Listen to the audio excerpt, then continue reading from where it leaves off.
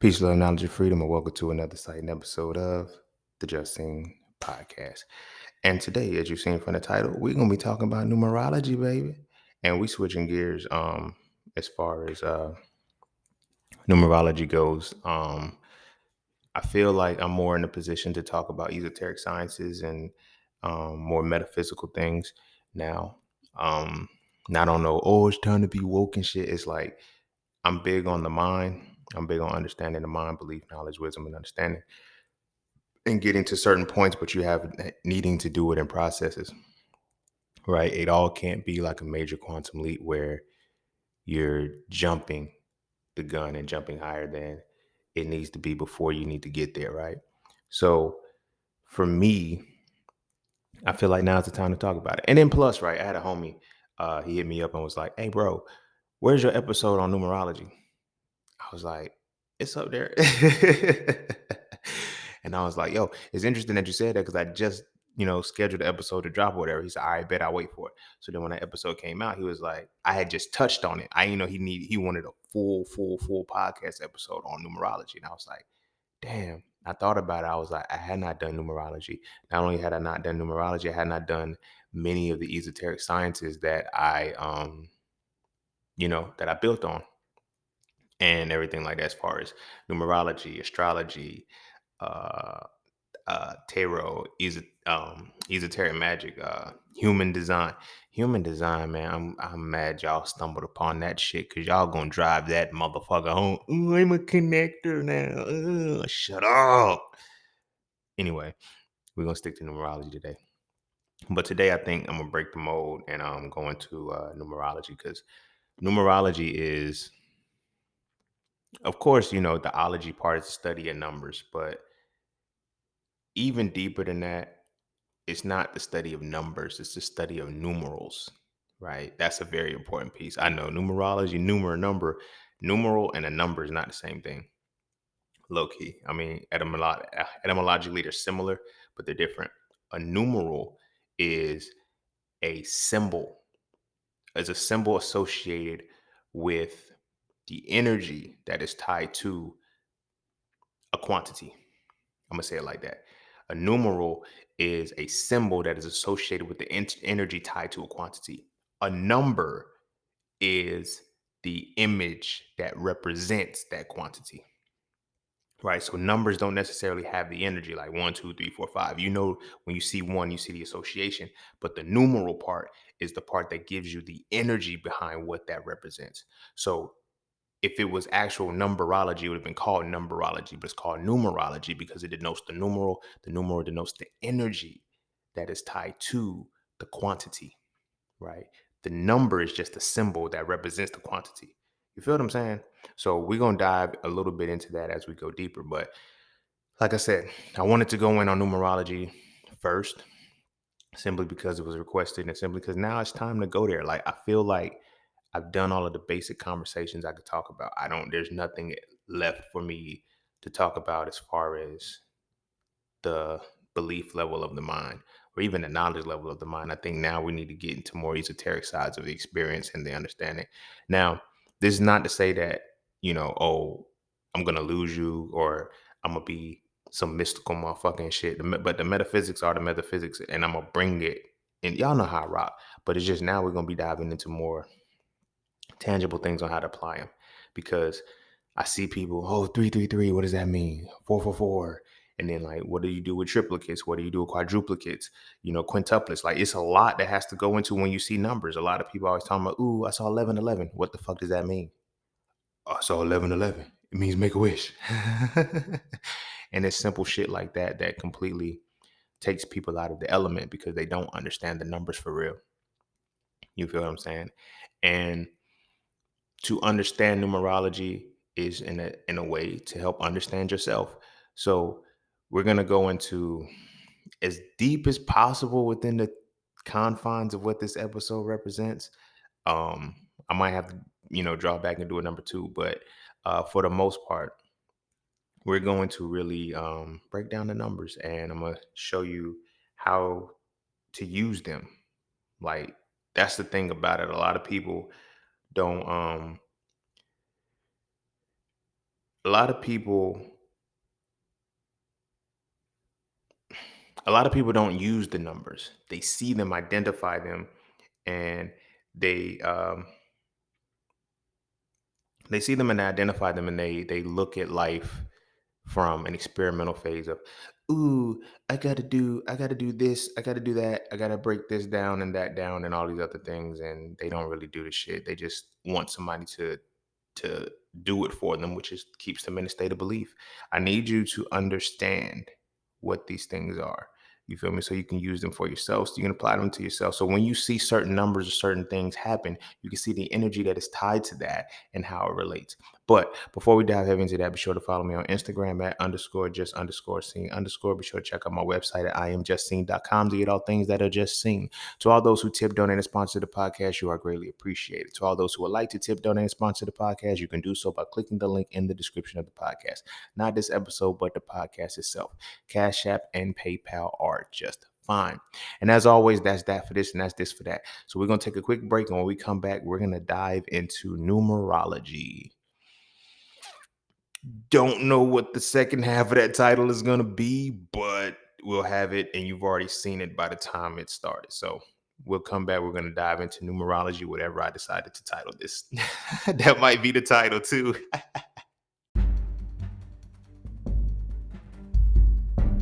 And don't forget to visit iamjustseen.com. There, you can get all things just seen. You want to add the So For Real series to your library? Visit iamjustseen.com. You want to learn how to master the markets for serious trading and investing? Visit iamjustseen.com. You want to get your hands on some exclusive merch like tees, hoodies, coffee mugs, hats, bags? Visit iamjustseen.com. Are you thinking about transitioning into the plant-based lifestyle? Visit iamjustseen.com. You ever want to just chat with Scene about anything from simple advice to mentorship? Visit iamjustseen.com. Anything and everything that is me, you can find at iamjustseen.com. So take a quick peek into my world to see why being just seen is nothing less but always more. Because you never really know what you need until you see it, and you will never see it unless you visit iamjustseen.com. All right. Welcome back, welcome back, welcome back. And without further ado, we're going to dive straight into it and get to it. So, like I said, off rip, numerology is the study of numerals, not the study of numbers, the study of numerals. And the difference between a number and a numeral is the numeral is the energy that is tied to a quantity. A number is the symbol that denotes what that quantity is. You feel what I mean? So, they are separate entities, but they're entities that coincide. This is why I always say when you understand words, because numbers are going to tie into the words for real today. But when I always say you need to understand words, this is largely the reason why, because using the wrong word can cause a whole different understanding. You feel what I'm saying? But not knowing that you're using the wrong word can cause a whole different understanding as well. This is why when I speak on the throat chakra and it's about communication, it's about lies you hear and lies you tell, whether you know it's a lie or not. If you're using the wrong word, technically that is a lie. But we're not going to dive into that part. We're going to stay on the numbers. And we're going to get to how the numbers associate with words and everything like that, right? So if we understand numerology, right, and being that it denotes from numeral and it comes from the energy that denotes a quantity, right? The universe is divided into 2 points. Everything has a duality. That's like the singularity of the universe comes into 2 points, right? And it's either like, your yin and yang, your high and low, your positive and negative, or whatever the case may be, right? But when it comes to quantity, like the universe is quantitative and it's qualitative, right? The quantitative side is mathematics, the qualitative side is science. Our ancestors, ancient cultures, all of them that have been completely wiped off by Caucasians and shit, that have left the cryptic codes within our DNA and within the things that they left for us to interface with to understand, have always broken things down into those two complexes, right? Either you're going to qualify it or you're going to quantify it. Numbers, numerals, they quantify. Letters qualify, right? So letters denote the energy of letters. A letter denotes the energy, like the alphabets. The letters denote the energy of qualification or qualitation, qualification or qualification, depending on, Semantics. The numbers denote quantitation or quantification, right? So, like I said, there's going to be an energy tied to something that is quantified. There's going to be an energy tied to something that's qualified, right? Numerology denotes the reality in which you're taking the qualification of the letters and associating with the quantitation of the numerals, the numbers. I'm gonna be using them interchangeably, although that's why I laid down the foundation, because in flowing a conversation, numbers are easily to express the numerals. But I'm using them synonymously, but I want you to know they're not synonyms. That's why I define them so well and separately at the beginning. Right. So the numbers that we use, right, they of course have to denote the letters or whatever. Now, in being this is one of the reasons why it's gonna get like real deep, because when people say, are we Hebrew Israelites, we, religious or whatever the case may be. And that's why I say you gotta understand that shit, because the Hebrew Israelites practiced all of this shit. The real Hebrews, the Hebrew speaking people, they practiced all of the shit because it was denoted in their language, right? The numbers and the letters was denoted in there. So if you read Sophra 3, I talked about the tree of life, and I broke down how the 22 paths of the tree of life are correlated to the 22 letters of the Hebrew alphabet, right? Path one is the full path, and then that connects to the tarot. I'm not going to go into the tarot side because this is too deep. We just want to stay with the numbers, all right? We're going to stay within the numbers. So from the numbers perspective, right? Again, the number is the symbol that denotes the quantity, right? But a numeral is the energy that is associated with the quantification or quantity, quantitation or quantification, right? My bad, y'all. Y'all know I gotta slow it down sometimes. All right. So when we look at how the numbers play out, the numbers are designed to associate you with a certain letter, right? Because we know that the letters have certain energies tied to them, right? Like A, B, C, D, E, F, G, or whatever the case may be. Each one of these letters is associated with a certain energy, a frequency. So when you speak these letters, you get a string of things. Case in point, when we're breaking down the tree of life, and I do this in my one-on-one sessions, and I also do it in the Sophra 3 book. When we're breaking down um, the paths, right? Sometimes the path that you're on is denoted by the word. So when you look at tarot and they tell you to do a reading, right? When you get the spreads out, you have the major arcana, the minor arcana, and it tells you like you're literally getting with the major arcana and the minor arcana a cryptic code. So when you channel and you say, "Hey, I want the universe to guide me, universe, ancestors, guys, give me the message for whatever the case may be." If they give you the major arcana and the minor arcana, the major arcana are largely the letters, the minor arcana are largely the numbers. When you get that code, you're getting a cryptic code that is tied within the letters and the numbers. Now, being that the letters have certain things, like A has a frequency, and this is why they teach you the sounds that A has. A is a apple. You know what I'm saying? Like B, ball, like the B part. That is the energy that is denoted by that letter. We have the same situation with the numbers, right?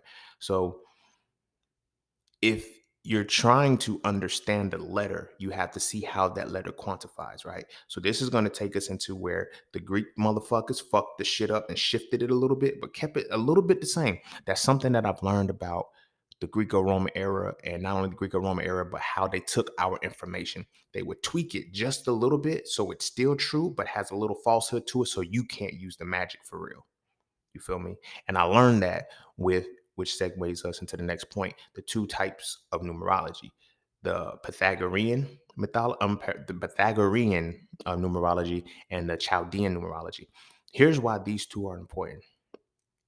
If you pay attention to history and you really do some studying, you notice that there's, for damn near every point of the world, there was a changing of the guards moment where the Greeks took over, where one entity stopped and another entity began. And it's usually the Greco-Roman, they started their own thing and it shifted. There was always a 2 point, but that second point goes to the past. The first point is pretty much going to the future. So when we look at the Pythagorean, not the Pythagorean theorem, that's a good point too. Pythagorean theorem denotes what? A squared plus B squared equals C squared. And what do you do with the letters? You to get the actual quantification of the triangle, you replace the letters with numbers. Boom, But this is also why, and we're going to break it down more, but this is why now the numerology, the numerals are denoted with quantification. So anyway, so the Pythagorean literally goes from the alphabet, the ABC all the way to Z. It started with the Greek alphabet. The Greek alphabet was shifted into the Latin, shifted again into the English, shifted, you know what I mean, to the Spanish, the French, or whatever. So when you're just randomly making alphabets and now you're tying it to it, you're diluting the science. So when we look at the Pythagorean side, for one, Pythagorean side gives you 26 alphabets, 26 letters of the alphabet. There was only 22 to begin with. 22 is a master number. It's the reason for that, right? So when you look at the 26 letters of the alphabet, here's the dope point because we're going to tie this into numbers too. They added 4 extra letters, right? You can do your research to see which letters they added. If you're on point with it, the things that they can make silent or the things that they can use interchangeably, like when we get letters like words like sent, and it's 3 words, and I've only said it one time, you know which letters were supposed to be removed and which letters aren't. But we're not going to go there. But it's 4 that should not be in there. The letter J is one of these motherfuckers. The letter J is one of these motherfuckers that is not supposed to be in the alphabet. It never was. But that powerful letter has shifted so much. But we'll get to that towards the end, possibly, or in the next part if I do a next part. So when they added those 4 letters, right, now that there's 26, when you understand numerology, you have to add the numbers because numerology is about in it. Like that's why there's only 9 numbers. According to numerology, there's only 9 numbers and 1 symbol. The 0 is a sign of infinity. It's a loop. It's either nothingness or everything. That's the power of the 0. That's why 0 starts and ends the number count. The number 10 is an infinity tied to a new count of 1. But it literally goes from 1 to 9, and 0 is the starting and the ending point because the 0 is nothingness, and it's also representative of the all-encompassing because it does denote a circle symbolically, right? When we look at the 26 letters of the alphabet, this right here is going to fuck you up. There's 26 letters. 2 plus 6 equals 8. And we're going to get to why you add the numbers or whatever. But 2 plus 6 equals 8.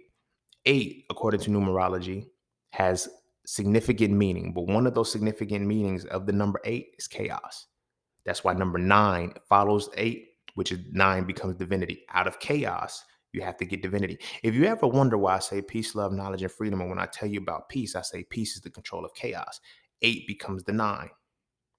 You feel me? 8 becomes the 9 because that is the next level. You break the chaos.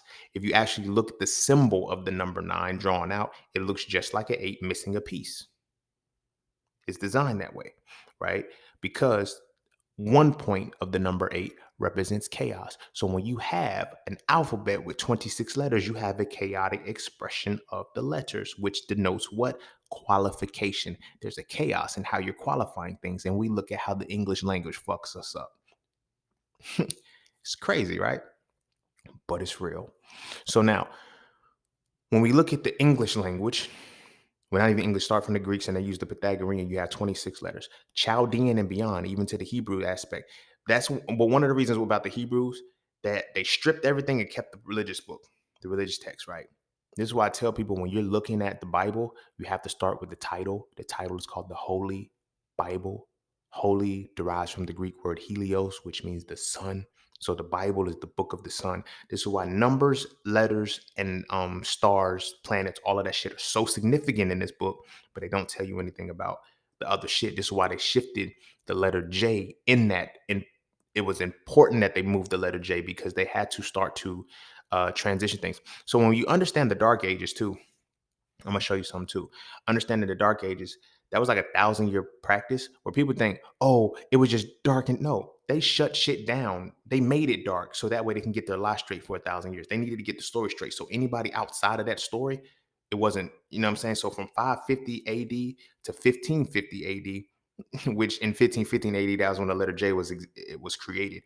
But within that 1,000-year time pocket, it was called the Dark Ages. Nobody knew anything. So they were erasing the history from, Kemet and the Chaldeans, the Sumerians, all that. They were killing them. The Mayans, the Incans, the Aztecs that was over here, slaughtering these motherfuckers.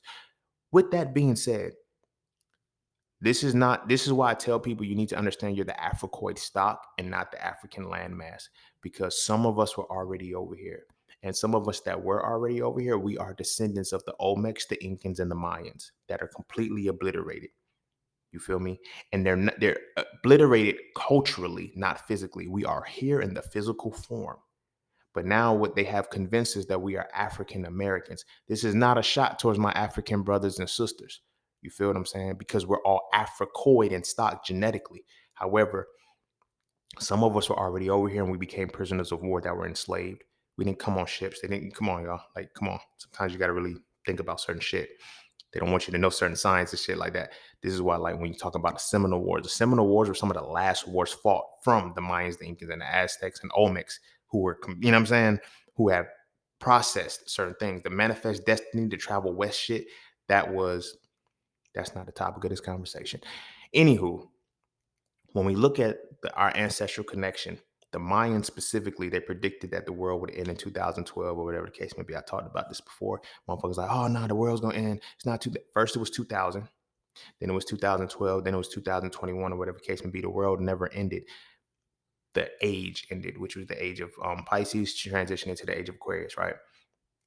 But numbers is what we're talking about here, and that's why this is important, because based off of where we stood for that 1,000 years of the dark period, when they were creating and rewriting the religion, creating and rewriting, the Council of Nicaea, what they were going to do to the world.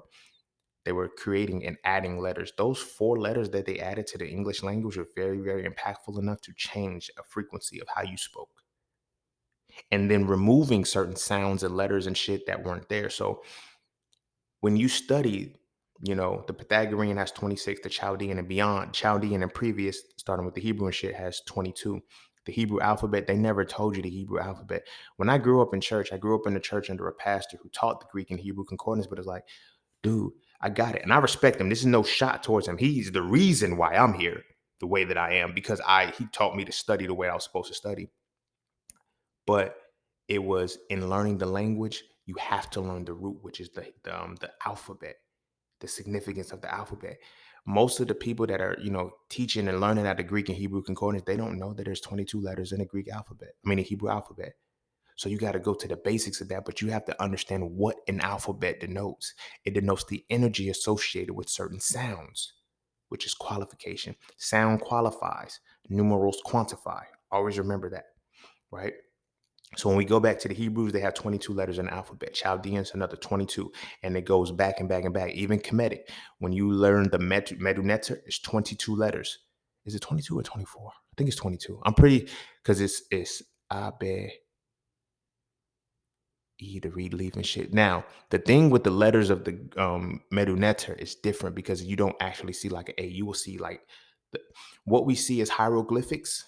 They think, oh, it's just images of birds and shit like those. That was their alphabet.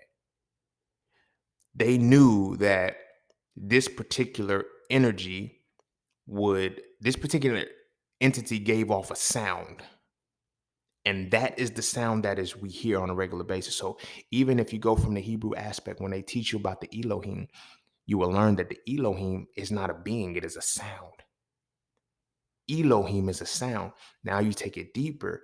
Elohim is a sound constructed off of multiple letters coming together. Now, these multiple letters each have a numeral associated with them, right? So this is why I'm bringing it back. I know it seems like I'm doing, the letters too, but the biggest piece of numerology is associating numbers with the letters. This is why I have to use both of these, the alphabet as well. So the Elohim was a sound. The Greeks, the Hebrews, all of them, they got that. The Hebrews were, Elohim is a sound. It's not a being. They have made things a being. So the Meduneter, when they looked at nature and they got their sounds, they said, okay, this sound, this particular thing makes this sound 100% of the time. They tied everything to laws, not assumptions, not preludes. It was all fucking laws. Laws are right 100% of the time. So for example, the E sound, right? The E sound, it was denoted by the reed leaf, right? But it wasn't denoted by the letter E as we know it is denoted by the letter I. You feel me? That's why if you look at Spanish is one of those languages that kind of keeps things in. It's just like, we got to cryptic code this shit. Spanish, French, But because there's certain English completely offsets it because they said we cannot let you come back to this because you can't get to the essence, right? So taking it back, my bad, y'all. I'm jumping around. I'm jumping around. So taking it back to how they did it from the ancestral perspective, right? They will look at the sound of what certain things give. So the letter A, the ah, is denoted by the falcon, right? Because the owl is the letter M, but the letter A is denoted by the falcon. What sound does a falcon make? Ah, ah. And they now teach us that it's cause and shit like that. But this is why the English language too, shifting it back, because I was talking about hieroglyphics, but the English language too, when you're using certain things, um, it has to box you in, right? So the English language had to be so well constructed to know what you're talking about. That's why grammar is important. They teach you things like automatopoeias. You have question marks. You have punctuation. Go back to any of our ancestral connections. They had no punctuation. You didn't need a comma. We were so potent in what we spoke that we didn't even need vowels because we understood what vowel sound was supposed to go in between a consonant structure. Case in point, and tying this in, and I get back to the numbers. If you've been following lately, seen a lot of my transition, even if from the commercials that you hear up here, Cafe clothing. Cafe clothing is just peace, love, knowledge, and freedom. But it's the acronym PLKF. I infuse the necessary vowels to make it a word to now enhance it. So now Cafe means peace, love, knowledge, and freedom. Words can be created when you want them to be, when you have intention on how you need that word to come out. So that's how our ancestors did. When they looked at words, they use only the string of consonants and they infuse the correct vowels into them. The most important vowel, and I know it's like I'm not talking about numbers, but I'm setting the scene. Just watch me. The most important word is Yahweh. One of the most important words, the Hebrews use Yahweh. Yad He Vav He, or Jehovah, right? That name has been shifted to Jehovah for a reason. Because when you go back to Yahed Vavhev, you know that it represents the four elements of air, fire, water, and earth, right? So now when you tie that to numerology, the the um, the YHVH, those it was really YHVH. The W is another letter that was added into the English language. It wasn't really there. You feel me? Because a W is a combination of them fusing the letter V and the letter U. You feel what I'm saying? Like it's sometimes the shit isn't even hard. It's just a symbol. You feel what I'm saying? Because it can be used as a double V or it can be used as a W. That's why, let me slow it down, man. I got to get in my zone because I'm going to get off and not talk about numbers if I keep doing that shit. So, Yah have Vav here. Those 4 points represent the four elements. Now, that represents a different level of numbers, right? Because first off, you have the four elements, but then it's like you have numbers that each one of these letters represent. So that creates a cryptic code. So remember when I was talking about tarot, how the the cards when they read, if you get the major arcana, it reads a story tied to both numbers and letters because it's the energy of quantification and qualification within this. So when we looking at the numerology side, the numbers are going to show that you have four, right? We know four is the pinnacle of creation. Even in the Bible, it says it. You know, in the Quran, it says it too. All of these things when it gives the creation story. Basically, in the beginning, God created the heavens and earth, or whatever the case may be. But now, when you look at those four elements, the basis of creation, God, Jehovah, represents those 4 points of, fire, air, water, and earth. Everything that is physically bound within this world is created in regards to those four energies: air, water, fire, and earth, right? So now when we take that back to the Hebrews, they had the 22 letters of the alphabet. Yod, He, Vav, He falls into that. Because I'm kind of flowing off the dome, I don't have the exact numbers because I personally use the Chaldean. I don't use the Pythagorean because the Pythagorean is not as accurate because they have added letters to it. The Chaldean and the Pythagorean it teaches you to go in order. It goes 1, 2, 3, 4, 5, 6, 7, 8, 9. And that's why I started talking about 9. Because when you're breaking down the numbers, you go A to Z, but then you just cycle 1, 2, 3, 4, 5, 6, 7, 8, 9, 1, 2, 3, 4, 5, 6, 7, 8, 9, 1, 2, 3, 4, 5, 6, 7, 8, 9, 1, 2, 3, 4, 5, 6, right? Because there's 26 letters in the alphabet. 3 times 9 is 18. That leaves 8 left. So it's 1, 2, 3, 4, 5, 7, 8. So it ends on a confusion. It ends incomplete. There's 4 rows that ends incomplete, right? And it's crazy because it's like, well, shouldn't they add another letter? But then it's like, if you take 2 off, that's gonna leave you with 4 as far as the basis of the final 4 letters, right? And that doesn't throw you off because you have 3 complete nines and then you have 4, which is the creation. These are deeper aspects that you got to see. I can't go heavy into those because this is just surface right now. But like I said, it ends on 8 for a reason because 8 is supposed to be is the confusion. However, the Chaldeans they ended it on 4 because 4 ends with creation. The 4 pillars of creation. Another reason why a lot of the shit that I do is symbolic. This is why peace, love, knowledge, and freedom are the 4 pillars I stand on. That's my 4. You can create this world how you want it to be created, but you just have to know what you're standing on. You feel me? Even down to everything that I use is infused into the numbers or whatever the case may be. The price of my Inflate with Inflation community is $54.97 a month. Peace, love, knowledge, and freedom. Peace has 5 letters. Love has 4. Knowledge has 9. Freedom has 7. Bow. I'm intentional with a lot of shit that I do, and I'm revealing it to y'all just because I want y'all to know that you can do it too. And it makes life easier. You feel me? Ultimately. But bringing it back. So mind you, whenever you're associating the letters with the number, you notice there's no number 0. Because like I said, 0 is not a number. It is a symbol. It is a representation of the beginning and the end, the alpha and the omega. You know what I'm saying? That's why it's left out of that. The alpha and the omega. The omega is, it's not the last letter of, which is crazy because the omega is not the last letter of the Greek alphabet. Zeta is Z, the letter Z. Zeta is the last letter. But why is it called the alpha? Why is the omega the beginning if the omega is in the middle? Because it's the letter O. Think about it. But then when you read the actual text and you're reading, it says in the beginning. It never says at the beginning. It says in the beginning. So you're starting where creation already happens. I'm telling you, I can go forever with this shit. But I got to talk about the numbers. So there's no 0 when you're actually associating the numbers, and it goes straight through. But the Chaldean has a different system. The reason why I'm going back to the Chaldean is because the Chaldean is the last system that we still have in recordation that wasn't whitewashed and it wasn't erased, right? And the Chaldean is the most accurate one. But Chaldean is it's the most accurate one based off what was left, but it's not the only one because you have the Cometics, you have the Cometians, the Sumerians, you have the Mayans, the Incans, the Aztecs. What happened here in America? Completely gone. This is one of the reasons why they can't talk that shit, because it's like, you feel me? If we let them know that the Incans, the Mayans, we didn't just disappear. Nobody's just gone. You don't wipe out a whole civilization of people. You erase the history and you destroy the history. Our people, we never really had to write anything down.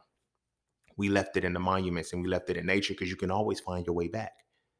They disconnected us from nature in the atrocities that they inflicted, enslaved us, and made us believe that we were something else. So then when they created the $5 Indian, that helped erase who we were. So when we're looking from a perspective of where do we come from? Oh yeah, y'all niggas came from Africa.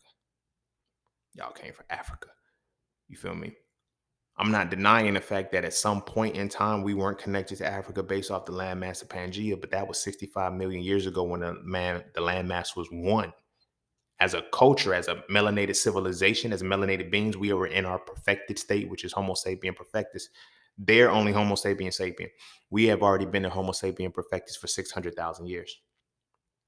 At least 600,000 years that, has been found. So when they look back and say, oh, this is why they say the first woman was found in Africa, Lucy, that's what they call her, was like 1 point something million years old.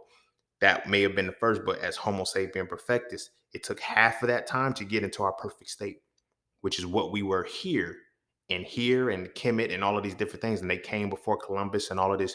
It's a lot of research you got to do and you got to find to know that before the Pangean split, we were all connected under the landmass. The Pangean era split.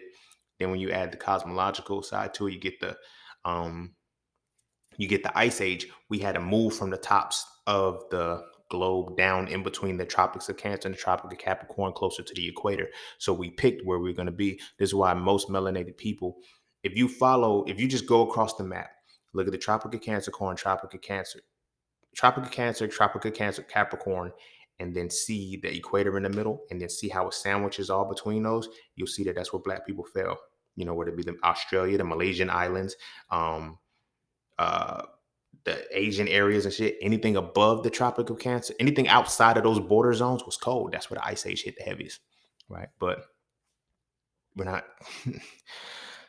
All of that is relevant here because it ties into where our cultures went. But all of our cultures did the same thing and they left the same messages, right? They left the same messages and the same realities that, you pay attention to the numbers and you pay attention to the letters. What you speak is important, and what you qualify and what you quantify are very important. And how you do that is what creates your language, what creates your numbering system, and so on and so forth. So the Chaldeans, like I said, they were the last ones, last little remnants that we have that of the numerology, which is the study of the numerals, which is how these numerals have energy. So now that was a very long-winded breakdown and prehistory point. Forgive me, and I'm glad y'all followed and stayed on point. Now we can get into actual study of it, right? So when you use numbers, numbers aren't just for counting. You use numbers and they have a certain point. So when people say this number keeps showing up in my life, this number has a reasoning for my life, you have to also pay attention. When you understand that number, you will also have a different representation of it with letters as well, right? My first revelation for this was when I was older, learning numerology, and I looked back to the relationships that I had with certain women. I literally had an era of time in a pocket of time where I dealt with women who had the same name. And it wasn't just like one random happenstance because, oh, all the girls are named this way. No, there was a pocket of time in which the names overlapped. And then there would be different names like middle school. Well, not middle school. Like there was a high school era where it was all Jasmines. Well, my best friend, her name was Jasmine. And two women that I was involving myself with, their names were Jasmine. By what was it? Undergrad, I think it was like 4 Ashleys. Scandalous. Oh man, I just had to throw that shit in there. I don't know why. But yeah, it was like 4 Ashleys and shit. And there was other names, but those were the ones that were most prevalent for me. And shit. And it was like, why did these names show up? In our lives, we have, because names and numbers tie together. Letters and numbers have to go hand in hand because the numbers and the letters tie together. So when you're learning about numerology, you're always going to see this number goes with this letter. That's why they tell you when you're breaking down your name and your individual setup, you're going to get whatever it is you're supposed to get. So this is another powerful piece. And I tell people all the time, we don't name our children. Our children send the name they want to be called to us. We be thinking it's us. It's like, yo, where'd you get that idea from? I don't know. It's just I like this name. You like that name because that's the name your child wants to be called, based off of understanding that when our ancestors or whoever it is has to reincarnate back into this plane, the energy that they know that they're gonna need, there's a whole bunch of things that play in that come into play that we have no idea what's going on. But when it comes through, it has to manifest itself. The name is important. The environment is important. The circumstances and everything, the city, the state, all of that shit is important. And it's a reality as to why this has to happen. You feel me? Nothing just randomly happens. The children that we birth are our ancestors and guides before they come back into this plane. You feel me? I'm gonna tie a reality into this and I'm gonna get back to the numbers. My grandmothers, you are who they try to say you are your fathers. I don't give a fuck. You are who your mother is, because when a woman is born, she's born with all of the eggs that's 3 generations. When both of my grandmothers were born, I was viable in them. Simply because I was viable in my mom's side, but not in my dad's yet. But here's what I mean by that. When my mom's mom was born, right, she had all of the eggs that she was going to have, which means my mother was already in her. When my dad's mom was born, she had all of her eggs. She had all of her eggs, which means my dad was already in her, right? These 2 women, it's wild how this happened. These 2 women were Aries and they were born on the same day.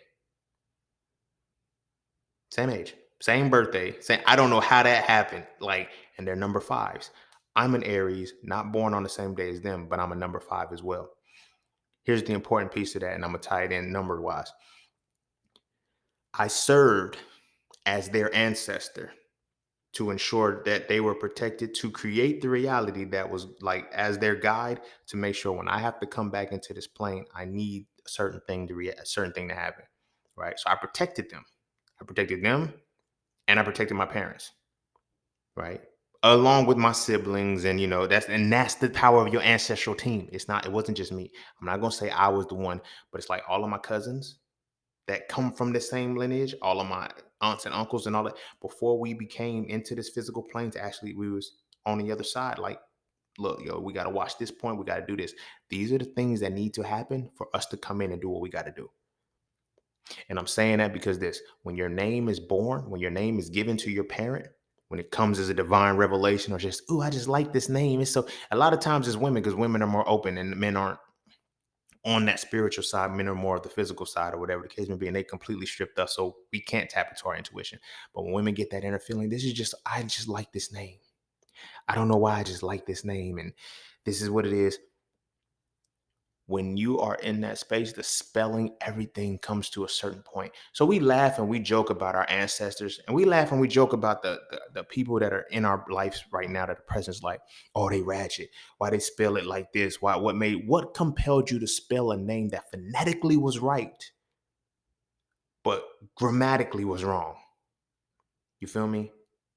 And we laugh at it and we forget, oh, she put a core on this, or she put a la or sha. Like, there's a reason, because if you understand languages, like things like la, like a LaQuisha, as ratchet as they try to say it is, love means the Quisha. They have given you a definite article to your name, not an indefinite article, a definite article, LaQuisha. You feel me? And of course, there's other things with the Shah and all of that has to go into it, that is largely tied to numbers. But when we are surfacing back into this world, we say, I need the qualification and the quantification energy to manifest within this. So when my name is uttered, this is what I get. So as a parent, we thinking a lot of times, oh, I'm naming my child. It's in synchronization. The child that is going to come through your womb as a woman, or the child that you're going to spark the catalyst for as a man, that name is going to come to it. So when parents, this is why they separate the families. This is why it's important to separate the black families, because when the father and the mother agree on the name, when the father and the mother agree on the name, that this is what they're going to call their child, that means that the alignment is perfect. And that child that comes in has more proclivity to thrive than anything. Taking a father out of the home wasn't just for emasculation on basic levels. No, it was because when you agree on the name, whether you're conscious or aware of what's happening to your spiritual side or not, they gave you the religion, gave you all that shit. But whether you're conscious of it or not, when the two names come, when they come together and they are in agreement, when that child comes through, that child has been made in agreement upon. When it's just the mother, it is just the mother was co-signing or whatever. It's layers, y'all. It's layers. So when we are coming back, we have to make sure the numbers and the letters align perfectly to give us the exact power that we're supposed to have. They knew that. That's why they stripped us of our original language. They knew that. That's why they make sure we call ourselves the names that they appreciate. They knew that because they're like, yo, my child won't be able to get a job if they have a culturally accepted name and it's not professionally accepted. You feel what I'm saying? But we have to figure out the way to start breaking that mold and getting to the understanding of the power of the names. Now, why names have power? Because of the numbers, the numerals, not just the numbers, but the numerals and the letters they represent, because numerals and letters go hand in hand. Check. We on point. We good. I know I'm overwhelming y'all. Y'all can listen to this back again. Right. So when we come back into this plane, you know, we know that our name has to be uttered a certain way. So our full name has to be broken down. So when our names are broken down, they're broken down according to, you use the letters and you associate with the number. From the Chaldean perspective, and this is crazy because like when I did my numbers, I am literally the one. No bullshit. Like, like, oh, I be had motherfuckers be joking with me. I'm like, yo, you like Neo, you in the Matrix. No, nigga, I'm really the one. I just don't tell y'all that I'm the one, but I'm really one of the ones. And like, when I break down my full name is Racine Curtis McGee. From every letter that is broken down, even just my first name is a one, but the full reality of my name is a one. And I'm an Aries. I was supposed to initiate shit. I am designed to be the initiator of shit. You feel me? Because now that goes into the symbolisms of what the energy of the quantitation of a number one represents. You feel what I'm saying? It represents wholeness. You feel me? It represents singularity. It represents origin. It represents the power of a dynamic that is initiating. So tie that into the stars being born on a certain date. Now, the date that I was born. Now, so from that aspect, when you're looking at your names, right? Looking at your fuck, what am I drawing a blank on it? Um um fuck. Oh, okay. So when you're looking at your name, right? Right? Your name represents your that's not your life path, because your life path is your birthday. Go look it up, y'all, because I'm drawing a blank right now and I don't want to spend too much time on this. So your name is one number, right? And then your birth date is another number, right? So your name broken down according to the numbers is going to give you the one or whatever case may be. But your life path number is a five. So I mean not a five, it's whatever your birthday is. My birthday is April 14th, 1990, right? I'm an Aries, and my full name, everything breaks down to a number one. So I'm an initiator, right? So according to being an initiator, I am also a number five, right? If you're looking at, if you're understanding the number five, right? The number five is an adventurer, right? The number five is adventurous, right? Look at my life. You feel what I'm saying? People be like, yo, what makes you just want to do shit and just go through? It's like, I am a pioneer of fun shit. I am a pioneer of excitement. I am a pioneer or a leader in the realm of creation. Fives are creative.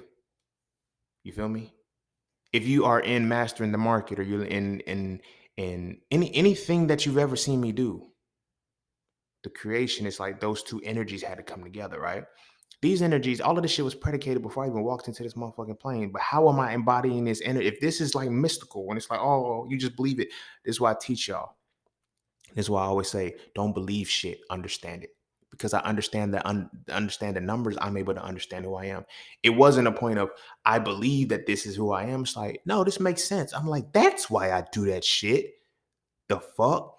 Being a number, a double one. I'm gonna say a double one. I have a heavy one influence based off of my name.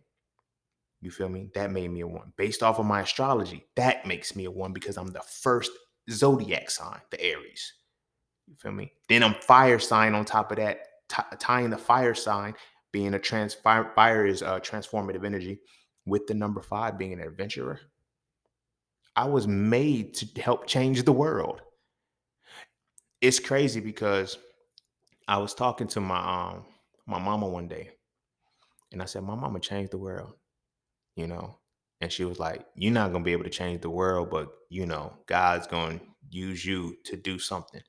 And I was like, nah, ma, I really feel like I could change the world. Like, not on no funny shit. Like, and this was before I was heavily religious and then losing it and going to other spaces. But this was just me. You know what I'm saying? So I'm listening to her. I'm like, you're right. I see what you're saying. But there was an innate feeling in me that it's like, yo, I'm going to change the world. And have I not changed? I may not have changed the entire motherfucking world, the landscape and shit, but I have changed the world for individual people. And I didn't know that that's what I was meaning, because this is the energy that is already within me.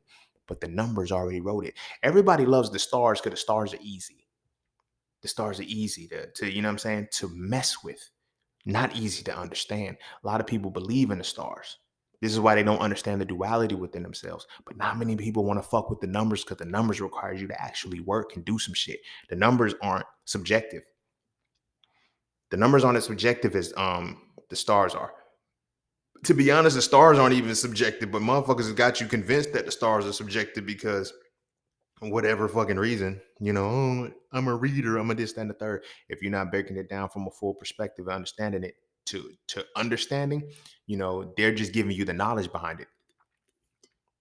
They're not giving you the understanding of how it works, which is what this episode is going to be about according to the numbers. But anywho, so like I said, breaking that shit down. Now, this is me breaking myself down from the Chaldean aspect. That's how I understood that the Chaldean was a little bit more precise.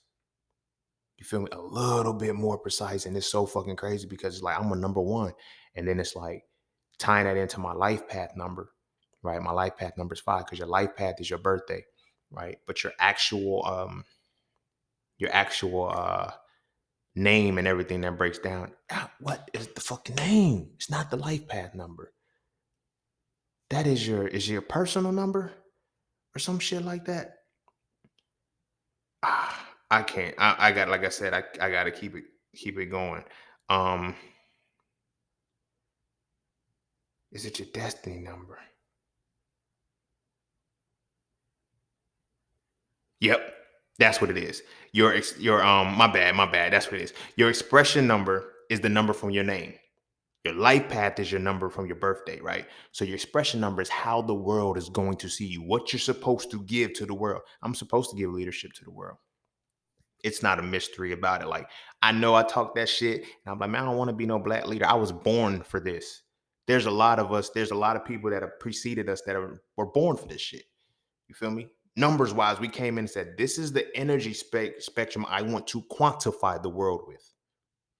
This is the energy space I want to quantify the world with, right? The letters are how I want to qualify it. So once we get the number structure down and we break it all down and we say, okay, this is who I am and this is who I need to be, right? Just be it, right? So when we break down the numbers, right? Because now I want to get to the meat and potatoes and shit, you feel me, a little bit, and go into some of the things that, you have. So you have your life path number, right? Your life path number, as I said, is going to be the number that is your birth date, right? Your full birth date. You know what I'm saying? You're going to break that down. You would break that down into a single number because, okay, let me say that part too. Numerology, like I said, is all breaking down. The numbers are only between 1 and 9. That's it. I don't give a fuck. You can have 10,675,835,000. Blah, blah, blah. It's always going to break down to one of those numbers that's in between 1 and 9. It's how well you're able to break it down because everything else becomes cyclic and it's based off cyclic magnitude of where it's going. So a 10 is still a 1. It's a 1 plus a completion. That's it. It's either a 1 plus a completion or a 1 plus a new beginning. That's all it is, because zero isn't a number. It's not included. Zero is not a number. It is a symbol that denotes either full circle completion or initiation in the beginning because it's empty, it's void, right? So you have your life path number, like I said, is your birthday. You break that fully down. So 41490, that's my birthday. 041490. So 4 plus 1 is 5, plus 4 is 9, plus 1 is 10, plus 9 is 19, plus another 9 uh is 27, right? No, wait, hold on. I'm fucking up because it's still early. Hold on, wait. 41490. So 414. Hold on. My life path isn't 5. It's my birth date that is something else. I'm gonna show you what that number is. My bad. Hold on. So 41490, but it still ties into what we're talking about. 41490, 4, 5, 9, 10, 10 plus 18, 28. That's a 1. That's what it is. That's a 1. So 10. So my life path number 41490 breaks down to a number 1, right? That's my life path. My actual expression number, which is my birthday. My expression number is, my name, Racine Curtis McGee. That breaks down to a number 1, right? Like I said, I'm also, Aries too, or whatever case may be, right? Your what is it called? What is it called? Shit. I should have prepared for this shit, y'all. I shouldn't have done this shit off the top of the head, yo. I really shouldn't have. Um, your birthday number. So your birthday number is the day you were born. Now that is what makes me a 5 because the 14th, right? And then you have your so you have your life path, your expression number, your birthday number, right? Your personality number, right? Your personality number is used only from the consonants of your name. Remember when I was breaking it down earlier when I was saying the ancestors, they didn't put vowels in the shit. They only used consonants and they infused the vowels that were going to give it the highest vibration. This is why when people say my name, they be like, how do you pronounce it? I used to hate my name, y'all. I ain't even gonna hold you. I never liked Racine. And I would always go by Curtis, but I never liked Racine. And it wasn't until I actually started studying Racine, I was like, yo, my name is a high vibration. the ray, and there's like when people like, is it Racine? It's like, no, it's ray scene. The ray is that that is the vowel that was supposed to be infused to give it the highest vibration of that name. Even when you spell it or whatever the case may be, saying it still has to have a certain energy. But like I was saying, that's my that your personality number breaks down to who you're what you're going to show. That's basically off your consonants, right? So I don't remember that number off the top of the head because that wasn't for some reason I don't have the significance within that, right? But that's your birthday number, right? And then you have your and then lastly you have your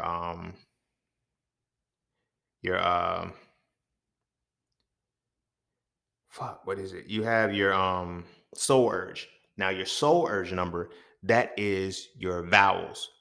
So with your personality number being the consonants, your soul urge being the vowels, right? So as within, so without, right? The personality is what, like, people in psychology, they say your personality is developed by 6 years old and 7 years old, but it is fueled by what you're based off of through your correlate. I mean, your correlation, saying the markets is based off of how well you're understanding your expression. I mean, your personality number, right? So your personality number gives you one thing, your soul urge gives you another thing, and they come together because it is the personality number being your consonants, your soul urge being the vowels, right? So now when we look at these points, you have your life path number, right? You have your expression number, your soul urge number, your personality number, and your birthday number. Those 5 points are very important, but those points are just the basics. I am not going to go too deep into the depths of those. I mean, I'm going to the depths of those, but not too deep into the aspects of where we stand as far as the other things. But I'm gonna cover some things like the Rosicrucian cycles. There's a certain cycle that you your Rosicrucian cycles and your life cycles. Those are two important pieces that I'm gonna talk about as well that are tied to this, because your Rosicrucian cycle is literally the way your entire year is going to play out from your birth date up until your Labor Day. I call it the Labor Days because that's the day your parent or your mom, well, it's your mom, it ain't your parent. That's the day your mom goes into labor with you to birth you or whatever the case may be. But from your birth date, the full 365 is back. It's a Rosicrucian cycle.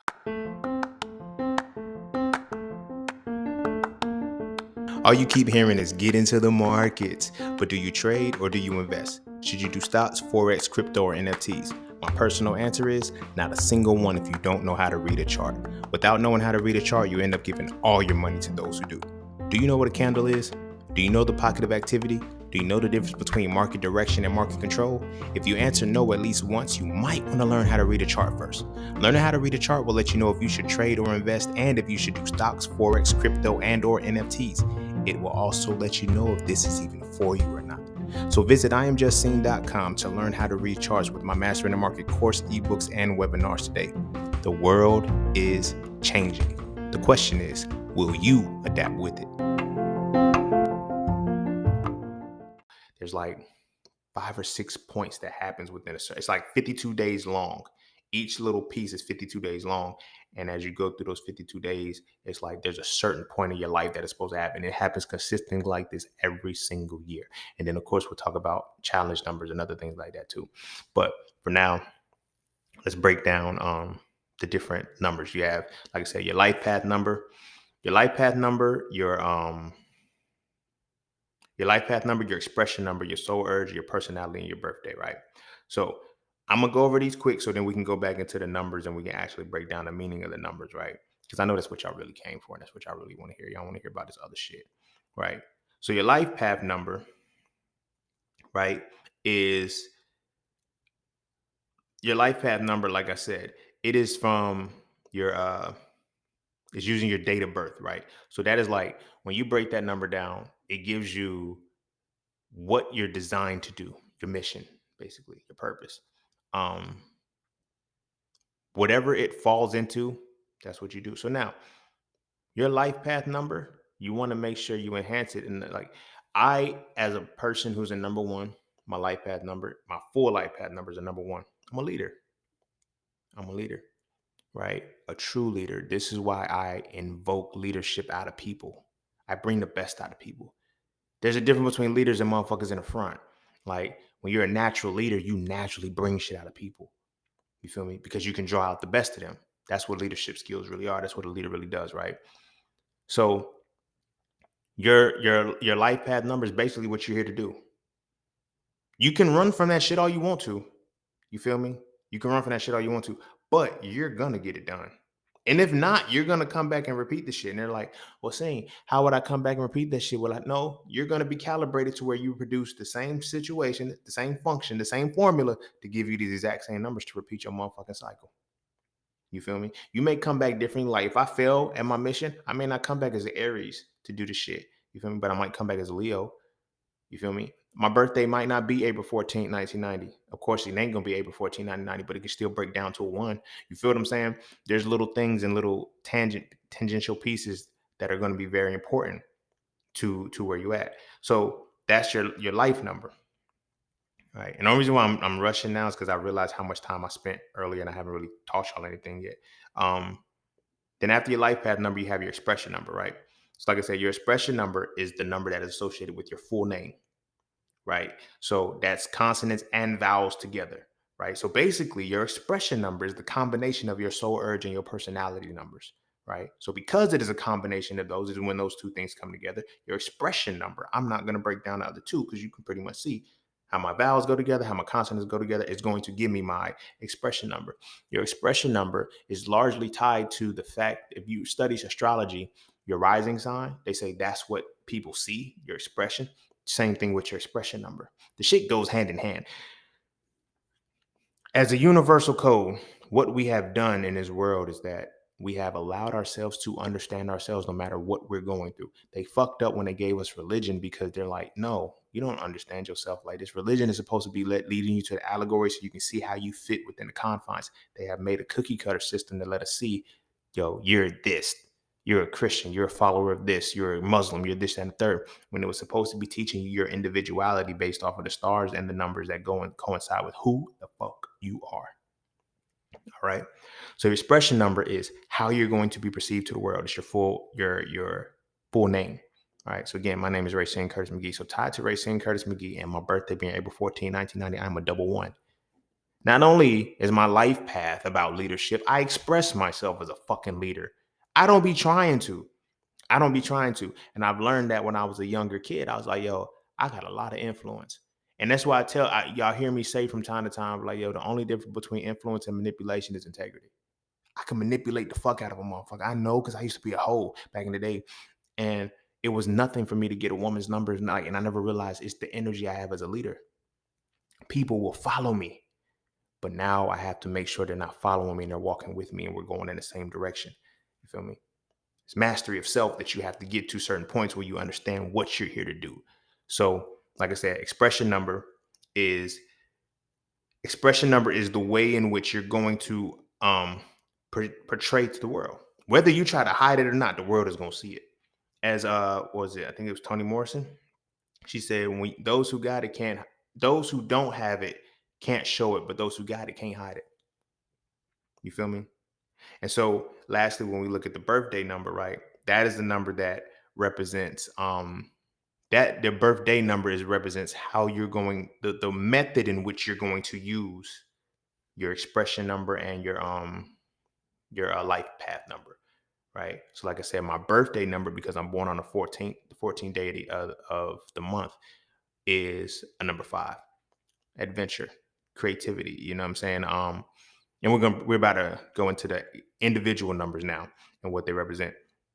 But right, like I said, so number 5 is, I'm free spirited. I'm a free spirited leader. People don't understand what power that comes with. You feel me? That's why I hate when people, like, oh, I'm a free spirit. And that's why you always hear me say shit like, I'd be like, you can be in a free spirit is beyond doing destructive shit. That's reckless behavior. A free spirit is a person who, because freedom ain't free. You have to pay a price for freedom. So to be a free spirit, right? Free soul, to be able to do what you want to do, you have to be willing to face the consequences. Back to the number 4, back to the 4 pillars I stand on: peace, love, knowledge, and freedom. Freedom is one of the pillars I stand on. And I stand on freedom because as I define it, freedom is the ability to live accordingly, but accept the consequences that come with your decisions. No matter what I do, no matter what people see, I'm going to live with my consequences. I'm going to comfortably accept my consequences and live for what I stand on and say, you know what? This is me. I eat that. Whether it's win, lose, or draw, good or bad. You feel me? That's what I do. You feel me? I didn't mention this before, but I'm going to add it right now, just so when we go into the next phase, it'll all make sense. Challenge numbers. I talked about Rosicrucian cycles. I talked about your life cycle. We're going to go in depth into them, and I'm going to talk about the life cycle. I mean, the challenge numbers as well. Right? Challenge numbers are important to know when you break down your shit. And when it's all said and done, I'm gonna give y'all a book to actually look at. This is the best numerology book that I've ever studied, and it's the best one. I studied about 4 or 5, but none of these come close to this one. That I'm. It's called Numbers and You by Lloyd Strayhorn. I recommend you get it. I recommend you get it. This podcast ain't gonna do you as much justice as that. And going on YouTube, Googling it for free, ain't gonna get it. Go buy the fucking book if you want to learn the numbers. Numbers and You by Lloyd Strayhorn. And learn how to use them right. Okay. So when you have whatever it is that you're basing yourself off, because we talked about your birthday number is going to be associated with a particular, because your birthday number is how you're supposed to express, is how you're supposed to manifest your expression number and your life path number. We know the expression number is your soul urge and your personality number. That's why we didn't go over those. But your expression number is how the world is going to see you. Your life path is how you're supposed to live this world, and your birthday number is the manner in which you go about doing those things, right? So with your birthday number, you get what's called a challenge number. Now, the thing with a challenge number, challenge numbers, depending on who you are, your challenge number is going to be associated with your birthday number. So whatever you broke down your birthday to be, like I said, I'm a 14. My birthday is the 14th, so it breaks down to a 5. My challenge numbers are 8s and 3s. Now, remember, we're talking about numerals, not numbers. I know I said number, but I'm saying we're talking about numerals. And what are numerals? Numerals are the energy that is associated with quantification, how something is quantified. My challenge numbers are 8s and 3s. Now, this means it's down to the very, very finite point. I'm not telling you to obsess with it, because I don't. When it comes to your challenge numbers, I ain't gonna say obsess. I focus on the bigger times when my numbers are expressed. I don't give a fuck about 3 o'clock in the afternoon. Will I be challenged at 3 o'clock? Probably so. It'll be something simple, but I'm not worried about that shit. I'm worried about the month of March. I'm not worried about 8 o'clock at night. I'm worried about the months of August. We're at the end of the month of August. Understand, this was a challenge month. Every moment of my life, the number 8 has provided a challenge for me in some way, shape, or form. My 8th year of life. And then every cycle that denotes and breaks down to that. When you look back and you see what your cycles are, you're like, oh, wow. I tell the story of when I got hit by a car when I was 17 months old. 1 plus 7 equals 8. You feel me? Episode 200, when I told y'all about when I was arrested when I was 7, that whole situation, I was 17 years old. That was a challenge year for me. Not a month, not a day. That was a challenge year. That was the most trying time of my life at one point. You feel what I'm saying? When I got cheated on by my girlfriend, I was 21 years old. The number 3. I don't it's crazy because it's like I don't make the rules, but I can learn how to see them. And so they say hindsight is 2020, right? Foresight is 2020 as well when you understand why hindsight is 2020. Because now you can prepare for it. Certain things that happen in my life, I'm like, yo, I pay attention to them. When these moments happen, it's like bet.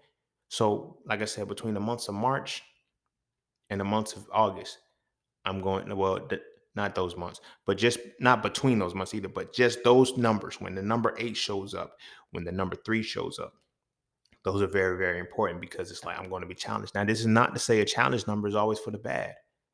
My challenges are good too. They're equal. It's an equal balance. And it's like Sometimes I focus so much on the bad, on the good, because I'm a very optimistic person, that I overlook the potential that the bad can be, and the bad will fuck me up worse because I didn't anticipate it. I didn't prepare for it because I was only focused on the good. You feel what I'm saying? I was only focused on the good parts of my life because, like I said, when I look at this, when I got cheated on by my girlfriend when I was 21, right? My life was in its highest peak at that point. So I was only focused on the good. Like that year, I had made Distinguished Leader of the Year. I got Distinguished Leadership of the Year award because it was like my sophomore year. Yeah, I had made Distinguished Leader of the Year. I had made for that year because I got it twice. Um, shit, I was working, I was, good grades, all of that shit. There was a whole bunch of good shit that was going with it, and that's what I was feeding my energy into. I didn't give a fuck about the bad shit that was coming. I didn't give a fuck about the shit that she was, showing me that, the signs ain't there. And I was like, all right, fuck it. But it was my whole 21 year. There was a lot going on. So when I say challenge, I don't want you to feel like it's only going to be negative shit. You feel me? It's positive shit that has to come out of it too. That's why it's a challenge. But you cannot decipher that I'm only going to look at one side and not the other. So challenge numbers are very important. They're going to vary between person to person. If your birthday number is a 5, your challenge numbers are 8 and 3. Because my challenge numbers are 8 and 3. And we're likely to, when you experience something that has an 8 or a 3 in it, it's gonna be what it is. But you have to make those affirmations that you're gonna do certain things. And like I said, 8 is a chaos number. So you feel me? You really gotta be on point. But like I said, how they challenge you is now what I'm going to break down. This is going to make sense when I go into the meaning of the numbers, right? So I'm going to go back to number 1 and go through each one of them, right? So when we look at the number 8, it's about renewal, balance, ambition, and advancement, right? As a number 5, being an entrepreneur and shit, because number 5 is about being an adventurer, free spirit, and fun. You got to put reins on your shit. You just can't be fun. You just can't be playful all the motherfucking time, because those number 8s, when they show up, they're going to challenge your motherfucking ass to balance you, to bring you back into alignment or renewal. To do that, you have to have chaos. Peace is the control of chaos. I use every bit of the universe to live my life. There's not a thing that I don't use. This is why I tell people, like, I don't have to believe in God, because I understand what God is now. I understand it well, right? So when the number 8 comes in, I'm going to be challenged in ways that are going to affect my ambition, my personal development, my growth, and my advancement, my balance. But they're going to renew me when it's over. It's going to renew me when it's over. In conjunction, I also have 3 as my challenge number. So 3s are denoted by creativity. You feel me? They're denoted by luck. People think luck is just something. No, luck is created. You create luck. You create luck when you put in the right work. So the number 3 is about my creativity. So my creativities are usually challenged when 3s come up in regards to who I am. So it's like everything has to be tied into how well my adventure. Like, I'm going to be challenged in that. You feel me? I'm gonna be challenged in those regards. And it's like, do I use this energy to become the best version of myself, or allow it to victimize me? You know what I'm saying? When we look at So Frail 3, if you haven't read it yet, I suggest you do, in the Tree of Life. When I talk about how to become a victor or a victim, it's it's not a hard thing to do, but it's an internal battle that we have to get through to become a winner. Winning is not a happenstance. To become a winner requires you to understand how the stars and the numbers affect you, and how different things affect you a certain way. So when these things affected me, I had to learn how to triumph. The only things that really kill me and break me down for the most part are the things that show up as number 8, things that show up as number 3. The reason why I'm laughing is because the girlfriend that cheated on me, right? I'm gonna tell you, dog. I'm gonna tell you how much of a challenge she was for my life. When people talk about, yo, you know so much about relationships, and that one, I tell the reason why that relationship hurt me so much, and it was the only one that I needed. She was a Aries. The Aries ain't got shit to do with it, but I'm setting the scene for the challenge numbers that tie into it. She was a March Aries. Her birthday was the 30th. She was a double 3, homie. My entire experience with her was supposed to be a challenge. So when I turned 21, nigga, Nigga. The entire relationship was hard. I couldn't figure out why. I'm just like, yo, I just got to be a better man. I just got to do all of this shit. I got to do all this. That relationship taught me the duality of what relationships are supposed to be. But because I didn't have a father growing up, I didn't know that. Okay, there's times when you're supposed to walk away from a relationship. I'm thinking any man that walk away, he a deadbeat and shit. I'm not realizing I'm numerologically being challenged. She's a 3, my nigga. She's a double 3. The fuck? Like she's a March Aries. You feel me? And she's born on the 30th. Her birthday number is a 3. We were in opposition to each other. She was supposed to challenge me, and she did. She did. She challenged me in ways that I couldn't even imagine. It wasn't just the bad. She taught me how to be more patient. She taught me to have how to really understand women. She's one of the reasons why I can look at women and say, "Damn, we fucked y'all up." I was hurt that I got damaged by her and shit, but I'll look at, damn, the shit that fucked her up was the shit that I was doing before I got with her. You feel me? It gave me a different respect and an understanding for women. Like you have two moments in your life as a man when you're going to have to realize that women are humans. The first moment, well, one moment is when you have a daughter. The other moment is when you get your heart broken. How you handle your heartbreak is going to determine how you get out of that shit.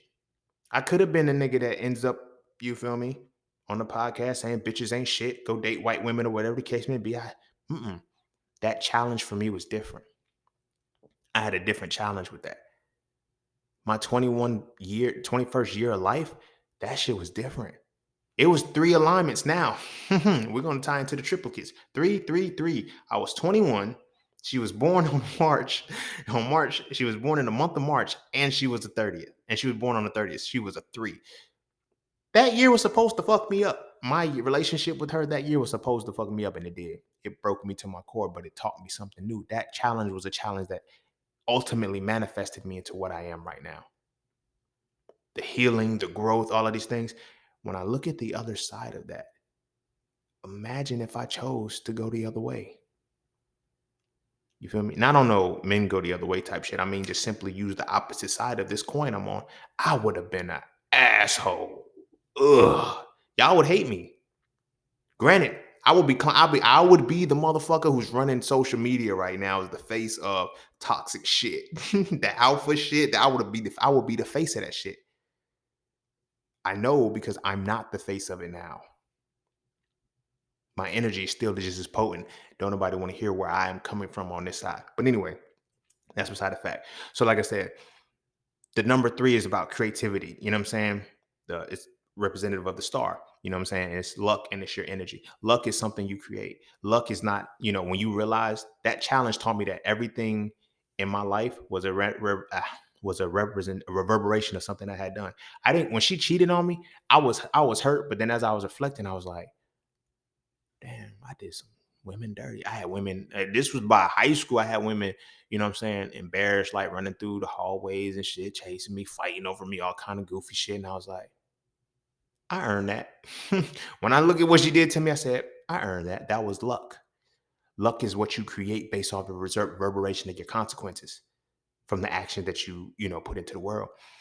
So I gave those instances to show the potency of, challenge numbers. So now, I don't know what number you are, which, like I said, you have to know what your challenge number is. Like I said, get that book, but I'm gonna go through the numbers and what they actually represent. So, number 1, if you're 1, or if you see number 1, it is about leadership, it's about confidence, it's about bravery. I was just talking to my big sister the other day. She said, "You know what, Ray? You the bravest motherfucker I ever met." And it's just been them. And she said, like, you're not scared of shit. She's like, when I go through your resume of life, she's like, you have an album out. She said, you've been a rapper. You're an entrepreneur.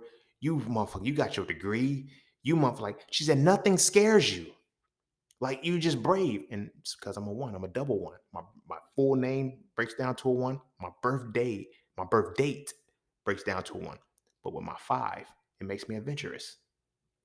Imagine being brave and adventurous. Don't shit scare me. You feel me? That's a gift and a curse. That's a gift and a curse. Because that's how I almost died in the pool. That's how I almost died in the pool when I learned how to swim because I jumped in 9 feet of water and didn't know how to swim. I didn't know there was no bottom. 5, I was adventurous. You feel me? 1, I was brave. I was brave as fuck, and it almost killed me. Those are things that I had to learn. Like I said, when you start to see your numbers and you look back at past experiences and you see certain realities, you're like, oh shit, relax. You feel me? And I think I was 8 years old then, 7 or 8. I feel like it was 8 because that next year we moved to North Carolina or something. I don't know. I don't remember. I almost died, but either way. So now let's go. So the number one, that if you see it, the number one, numeral one, again, because remember it's energy that is equated with quantitation, how you quantify something, right? So number one is, like I said, leadership, confidence, creativity, and bravery, right? Number two is about partnership, collaboration, relationships. If you are a number two, you are supposed to be collaborative. Simple. You're supposed to learn how to work and maneuver. So now a number one and a number two, right, is about one person being brave enough to carry or to help lead the other person into the collaboration that they want to be. So people that are number twos are good with relationships, perfect with relationships because they know the balances of them. You feel me? But if you understand, still you got to understand the number two because a relationship is with two people. When you are now involved with two people, you now have to consider that. So, and I'm only rushing now because it's like I said, I don't want this episode to go too long. All right. So number one is leader, confident, creative, and bravery. Number two is about your partnership, your collaboration, relationships, and it's about sensitivity. Number three is about creativity, luck, and energy. A lot of these first ones are like the first three are like creative energy. So things are going to be affected in that cyclic way, right? Number four, number four is the stabilizers, stability, grounded, practicality. Go figure. 4, you feel me? That's why I have what I call my foundation that I stand on: peace, love, knowledge, and freedom. It's 4 pillars for a reason. You feel me? Creation, air, fire, water, and earth. 4 pillars for a reason. It's about stability, right? 5, again, like I said, free spirit, adventurous. You know what I'm saying? Fun. That's why people fuck with me. That's why people fuck with me because I'm a fun motherfucker. You feel me? I'm naturally just a fun motherfucker, but I learned how to use it to my advantage according to my leadership, right?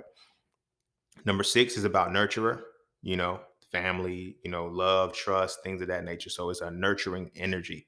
Number 6 is a nurturing energy. When you see sixes, which is ironic because when you hear people say 666, how the fuck can 666 be the mark of the beast?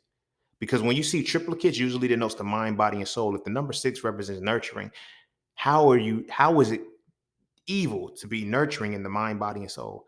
That's a different conversation, y'all. That's a different conversation. But the number 7 denotes spirituality, right? Mysticism, magic, intuition, and wisdom. Now, here's why that's important because they say a child's personality is developed by the time they're 7 years old, 6 or 7 years old. That's your first 7 years of life. 7 3 times will get you, 7 4 times will get you 28, right? 7 4 times will get you 28 years old. We're going to talk about this when we get to the life cycle. The number 28, when you're at the age of 28, your life cycle ends. Your first life cycle ends and your second one begins. Also, what happens, your Saturn return happens and shit like that according to the stars, and you start your second phase of life. You can't make this shit up. You just have to listen to what the universe has already given you, right? So number 7, like I said, is spirituality, your mysticism, magic, intuition, and your wisdom, right? Number 8, as I said, is renewal, balance, ambition, advancement, and how well you're going to progress. It also denotes a form of chaotic energy as well. That's why it has renewal in it, because when you bring peace to the chaos, you are renewed, right? Number 9 represents wisdom, completion, transformation, release, and surrender, right? Which is powerful because 6's upside downs are 9. So when you go from being the nurturer and you flip that upside down, you have the experience. You know what I'm saying? You get the wisdom because you're in completion, is in transformation. You ever heard that Drake song, I turn a 6 upside down, it's a 9 now? A lot of these niggas is really up there in that space. That's why they winning so well. But people be thinking, oh, they just, they're lucky. No, they're not. They're making their own luck because they understand the stars, they understand the numbers. J.P. Morgan once said that millionaires use accountants, billionaires use astrology. Not only do they use astrology, they use numerology too. They use esoteric magic. They use all of that stuff. But people be thinking it's demonic because they don't understand it. And if you don't understand something, you have to believe that it is either something you fear or have faith in. Check out So Far 3. But anywho, So it goes from the number 9. Now remember, there is no number 10 because number 10 is just the number 1 again. Now you have what are called master numbers. Master numbers, I personally feel like there's only two master numbers. Number 11 and number 22, 33, 44, 55, all of those. I just feel like people just get carried away with them and shit because ultimately you'll be doing that shit forever.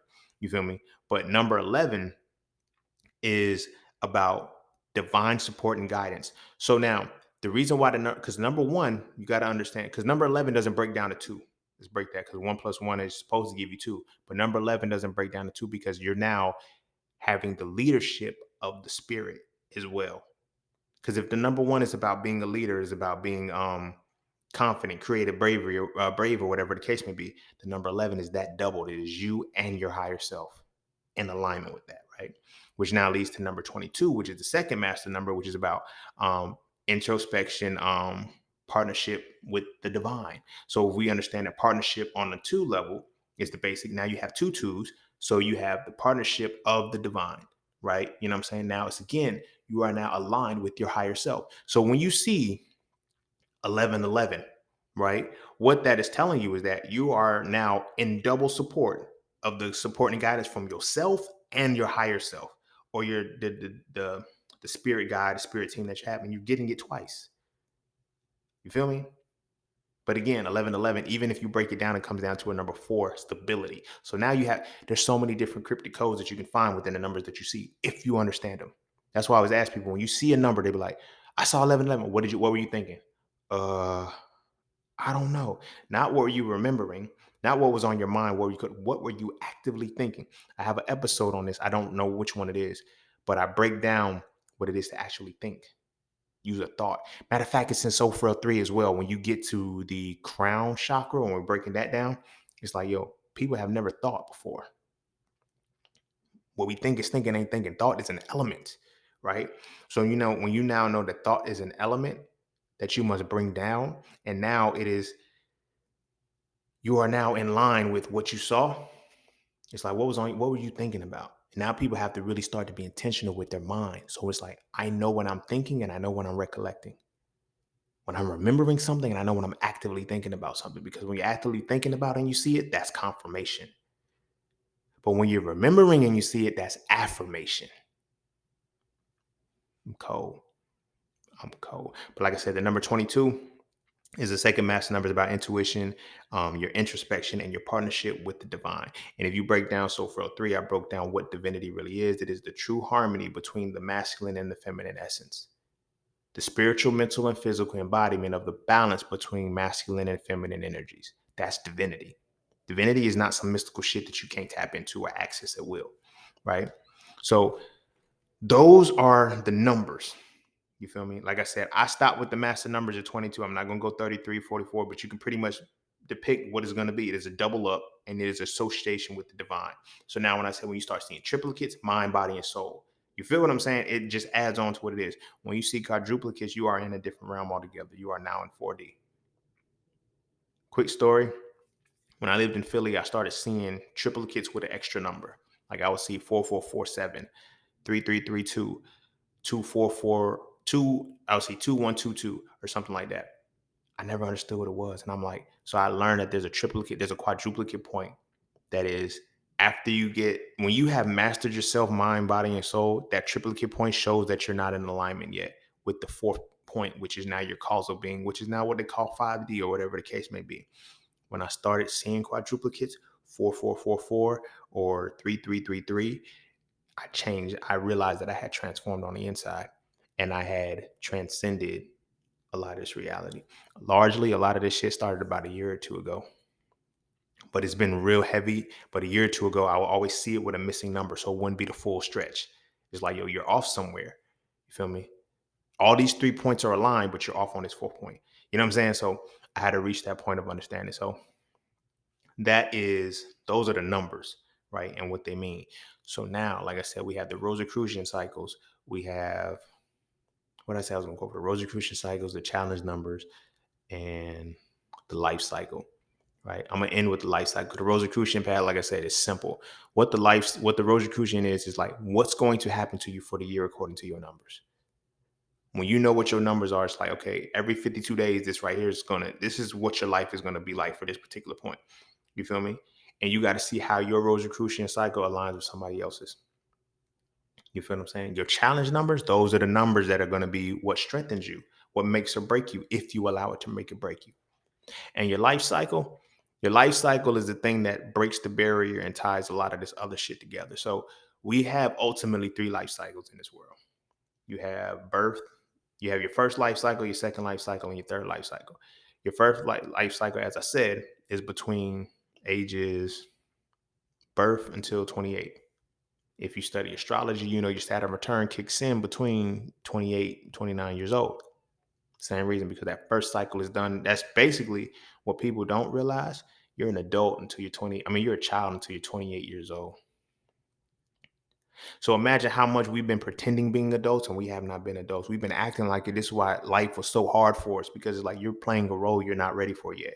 That spiritually, cosmically, universally, you have not graduated into yet. You feel me? You ever notice how when a motherfucker turn 30, they look different? Like you physically see a difference in a motherfucker. I love looking and seeing how the women that turn 30, when women turn 30, it's different. It's a different 30. It's like she don't look the same as she, like, you know, she is who she is, but it's like there's a gap and it just looks totally different. She looks like she's in her 30s now because now she becomes an adult. It's a different level. You feel me? Men do it too. But at the end of the day, it's because we go through our different cycle. Now, tying it back in, seven is a spiritual. We've seen based off the number seven is a number of the spirituality. It is a number of it is largely a number of divinity, right? Let me make sure I say it exactly how it needs to be said. Hold on. Yeah, so it's about mysticism, magic, intuition, and wisdom, right? Your first life cycle, because it's 4 cycles of 7, because you're 28, right? What does that denote for you? That you have now, because the 4 stability, you have reached the level of stability within your first life cycle. You can't reach it until you're 20. So that's why you are not an adult until you turn 29, respectfully. You feel what I'm saying? But they shut us down from even understanding these faculties, so we're not building up accordingly. So when you're 7, when you're 14, when you're 21, there's significant events that happen.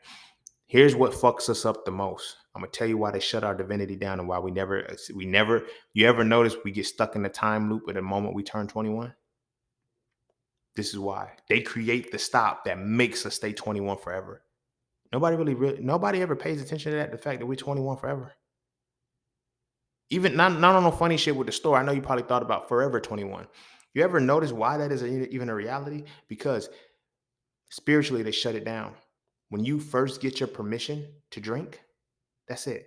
If you don't become an alcoholic, of course, you come, but the moment I can buy alcohol.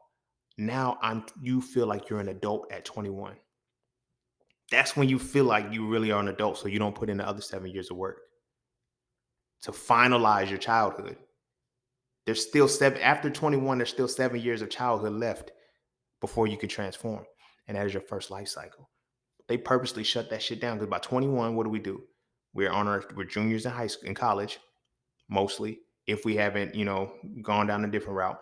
But for the most part, by 22, that master number, which is the first cycle which is the first year of the final phase of your 28 of your first cycle of life, you're already shut down. You're gonna get your job, you're gonna work, you can get your career, and you're locked in there. That is the adult you're going to be for the next 40 years. They make sure of that. So you miss every other cycle and milestone numerologically that you're supposed to be transcending to. You never tap in.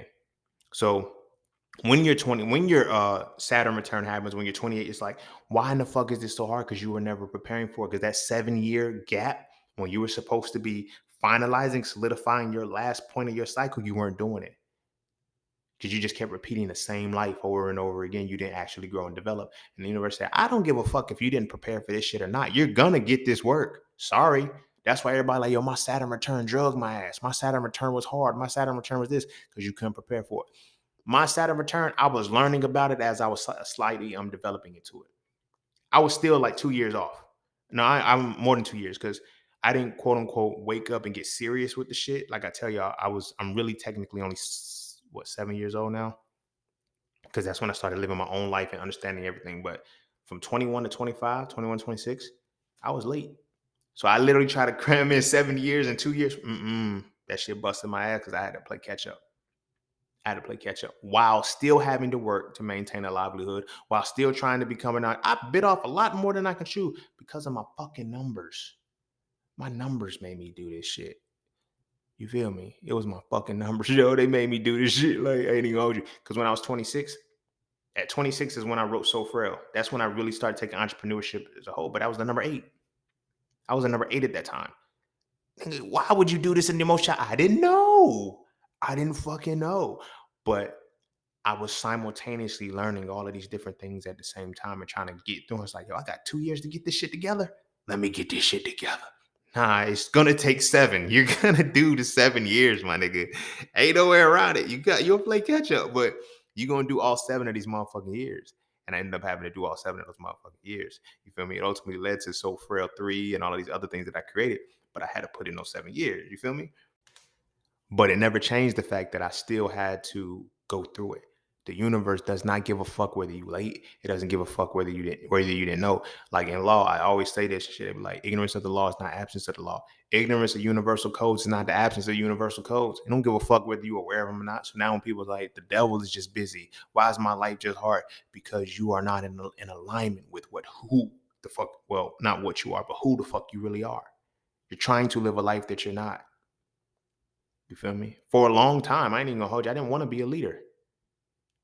Everybody kept telling me you're a natural born leader. I don't want to be a natural born leader. I don't want you motherfuckers following me. I don't want motherfuckers to listen to me just because that's too much fucking responsibility. Because now I feel like I'm responsible for your fuck ups. I'm responsible. That shit hits me harder when you fail. I don't think y'all understand psychologically what that did to me when that one student failed and blamed me for it. That shit, it fucked me up. I almost stopped teaching the shit. Luckily, I had people saying, bro, I'm still getting it. I'm still like, that shit fucked me up that way because of the numbers that I play. Because of the way the numbers play out in my reality. As a number one, is like, yo, you're a leader. You're designed to, you know what I mean? Like, you're designed to go through this. But it's like, why do I gotta go through it so hard? What the fuck did I do to her? Like, the fuck? You feel me? Why? It fucked me up. You know what I'm saying? A lot of times the things that fuck us up the most are tied to our numbers and are tied to, you know what I'm saying, what our purpose really is. You feel me? Because like I said, it also ties into the fact that I'm a 5. I'm an adventurer. I like, you know what I'm saying? This was trading and investing are more so a game to me. And for a person who couldn't get the game, it was like, yo, fuck, like what you want me to do? But that shit fucked me up because it affected me and it hit me on that level. But it only hit me that way because I had never prepared for the reality of what could happen. You feel me? When I look at some of the people that I was beefing with, that I had be like, nigga, we was supposed to clash. Numeral wise, we were supposed to clash. And we did clash. You feel what I'm saying? So that first life cycle, like I said, you was gonna get this work. And then now it's like my second life cycle started at 29. You feel me? But I'm still overlapping with the 7 years that I stopped at 21. Because by 21 and shit, I was focused on graduating college and shit. I ain't know nothing about no inner work, no shit like that. I didn't even know nothing about the numbers and shit. And for me, it was just superstition. I was bullshit. It's bullshit. Till the motherfucker hits you. And you can't deny that it's not bullshit no more. So at 29, you feel me? By then I was on some, okay, I'm ready, but shit, I still, mind you, I started a 7 year, what I was supposed to start at 22, because you go from birth to 7, you feel me? Then from 8 to 14, then from 15 to 21, then from 22 to 28, right? Did I say that right? That seemed like I said it right. Yeah, birth to 6, 7. No, I'm right. Birth to 7, 8 to 14, 15 to 21, and then 22 to 28. Yeah. So that 21, that 22, shit, I wasn't doing no finalizing pieces. I had not, honestly, I don't even think I did the first, like, I had to cram a whole bunch of shit into 2 years. You feel me? Motherfucker, like, yo, you learning fast. I know, I ain't got no choice. This shit is not gonna kick my ass. And it still kicked my ass because at the end of the day, you're gonna do those 7 years. You're going to do those 7 years, right? So imagine what it was like to go through and, oh, I'm 29 thinking I don't have it, but I'm still cleaning up shit or fixing shit and doing shit that I was supposed to make mistakes about when I was in that 7 year pocket from 22 to 28. Now I'm in my adulthood. Start now. The first 7 years of adult goes from what? I mean, goes from, it'll be 29 to 35, 32 now. There's still that overlap of shit. So now, not only do I have to fix the 7 years and do the 7 year shit that was from the final 28 in my first cycle, now I'm kicking off. I'm setting the foundation for my second cycle while still having to finish my first cycle and do the work for the adulthood. It's different. It's different. But I'm more susceptible to it and I'm more prepared for it because I was able to see it ahead of time. Prepare for my Saturn, coming out of my Saturn return. All right, what I got to do now? A lot of the shit that you see me doing now is because it is adulthood shit. You feel me? The childhood shit was the entrepreneurship and all of that shit. Like the adulthood shit is fine tuning it. Y'all seen the way I set the commercials up with the adaptation and shit? That ties into it. I call them commercials because it's like that's what it is, man. I'm not about to be playing with y'all. Y'all can get this work and y'all can get it how I get it to you. But at the same time, it took me to say the child in me, because again, I'm a child till I'm 28 years old. I can admit that. I can admit that. But I'm a spiritual child until 28 years old, not a physical child. You feel me? So I'm still doing child. Like now I'm maturing into that adulthood. And then, like I said, that cycle runs from 29 up until 56. Again, you're going to need another 4 cycles of 7. I'm ready for these 7 cycles. By the time I'm 35, I won't have anything to clean up from that past. You know what I'm saying? From the first one, because it's like I'm doing all of this stuff right now. I'm still, the first 7 years, you know what I'm saying? Everything is starting to align. So from 7, I'll be in that 7 year pocket where I only have to do the work for my 7 years and keep going. You feel me? But now, because I understand the numbers, I'm able to see this is how I need to prepare. So when these moments in my life hit, I'm ready. I'm acute. Like right now, what's today? Today's Monday. So, okay, so today's the 29th.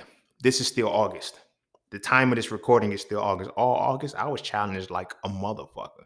And if y'all followed me, y'all seen a lot of the challenges that I was going through, making certain changes with pivots with the Instagram and the social media and all of the platforms and shit, dealing with being like, there was a lot of shit that had to go into it. There's a lot of shit on the backside that I had to prepare for because it's like my entrepreneurship is different in my second half of life. My second cycle of life, that entrepreneurship is totally different from my first cycle. It's not the same. But I now know that. And now I'm able to prepare for it and adjust accordingly. You dig what I'm saying? So the life cycles are your most important piece. Your life cycles and your Rosicrucian cycles. Your Rosicrucian cycles, like I said, when you start to overlap those, and okay, at this particular time for the next 52 days, this is what's going to happen. I don't give a fuck. Like retrogrades are cool. You feel me? Those are dope, but those fall into the Rosicrucian cycles. And when you start to understand how your Rosicrucian cycles, you can skip out on retrogrades. You can skip out on when people say, "Oh, this retrograde is going to happen." Damn, I already know.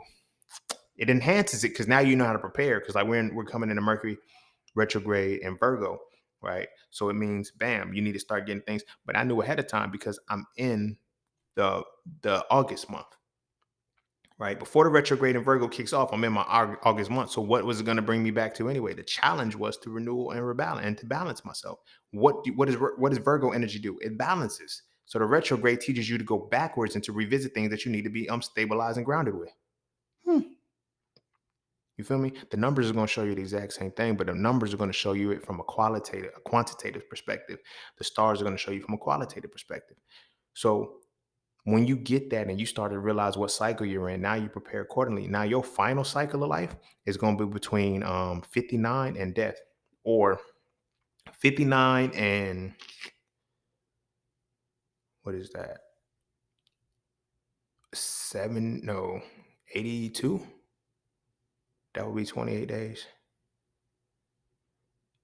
or 81. No, I'm right. No, 80. No, 60, 87. Let's see. 59, 28. 77. No, that's not right. It is 87. Hold on. Yeah, 87. So, yeah, so 87.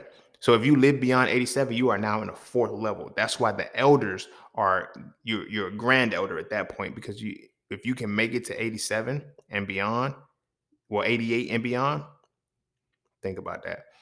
88 starts the fourth cycle, if you can make it that far.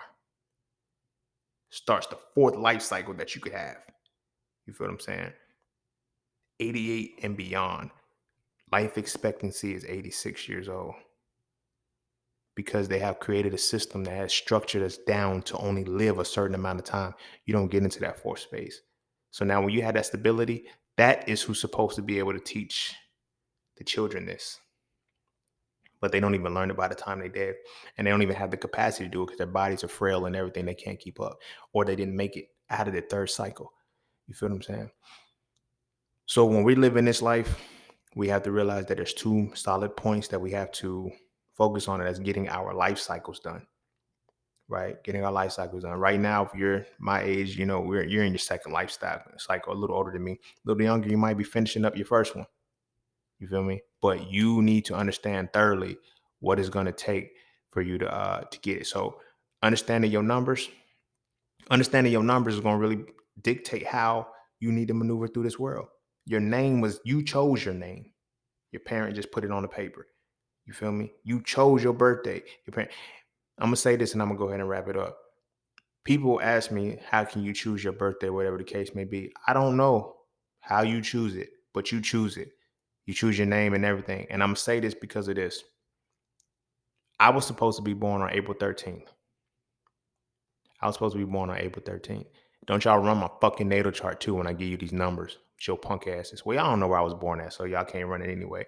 But I was supposed to be born on April 13th. When my mom went into labor, I literally held out until April 14th at 12:34 a.m. 1, 2, 3, 4. Those four numbers, when you break them down, represent a 1. I literally waited to become a 1. I didn't have to be a 1.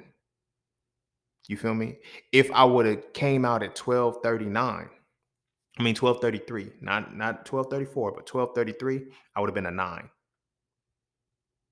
I waited until 12:34 just so I can come out on 1 energy on a full 1 day as a number 1, as an Aries. I was born to be a leader. And I've embraced that shit a long time ago. I don't call myself a leader because you ain't got to say the shit. You feel me? If you know, you ain't got to say your shit. I ain't got to go around. Hey guys, I'm an alpha. Hey guys, I'm a leader. Hey guys, I'm this. Niggas know. You feel me? That's why I'm the only one that's actually leading people into situations that is like you're dependent on me. That's why I always say when you hit the head, the sheep ain't gonna scatter because it ain't no sheep in my clique. You feel me? But as people, you pick your name, you pick everything that's going to give you the highest vibration. So when you hear your name uttered, like that's why I tell people, you say my name, Racine. Nah, don't give me a nickname unless I give it to you. Like when I was young, my nickname was Ray Ray. Didn't even realize how much power that had. Just calling me the light twice. You feel me? Then when in college, that's when I got the name Scene, to see. You're acknowledging I have vision. When I call myself Scene, it's like, so when I say just Scene, it's just vision. It's vision. So whenever you utter the word Scene, you're calling me vision. Which is crazy because when you think about the Marvel shit, the Marvel motherfucker named Vision, this shit gets crazy, right? Because what kind of motherfucker was he? You feel me? It's just the level, it's just layers to the shit, but you choose how you're going to come into this world, how you need to be remembered, and what circumstances you're going to do. And it's based off of understanding the numbers because the numbers are going to show you what energy you are designed to quantify with. And if you don't understand the energy you're going to quantify with, that energy will be quantified for you.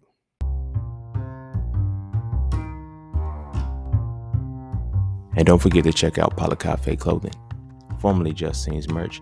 Get all of your intricate designs crafted specifically for the melanated being to develop a positive imagery within self and to have a little bit of fun in the process. From the peace, love, knowledge, and freedom to the dead horses and water designs, all the styles are crafted for the imagery to make you feel as you're supposed to feel.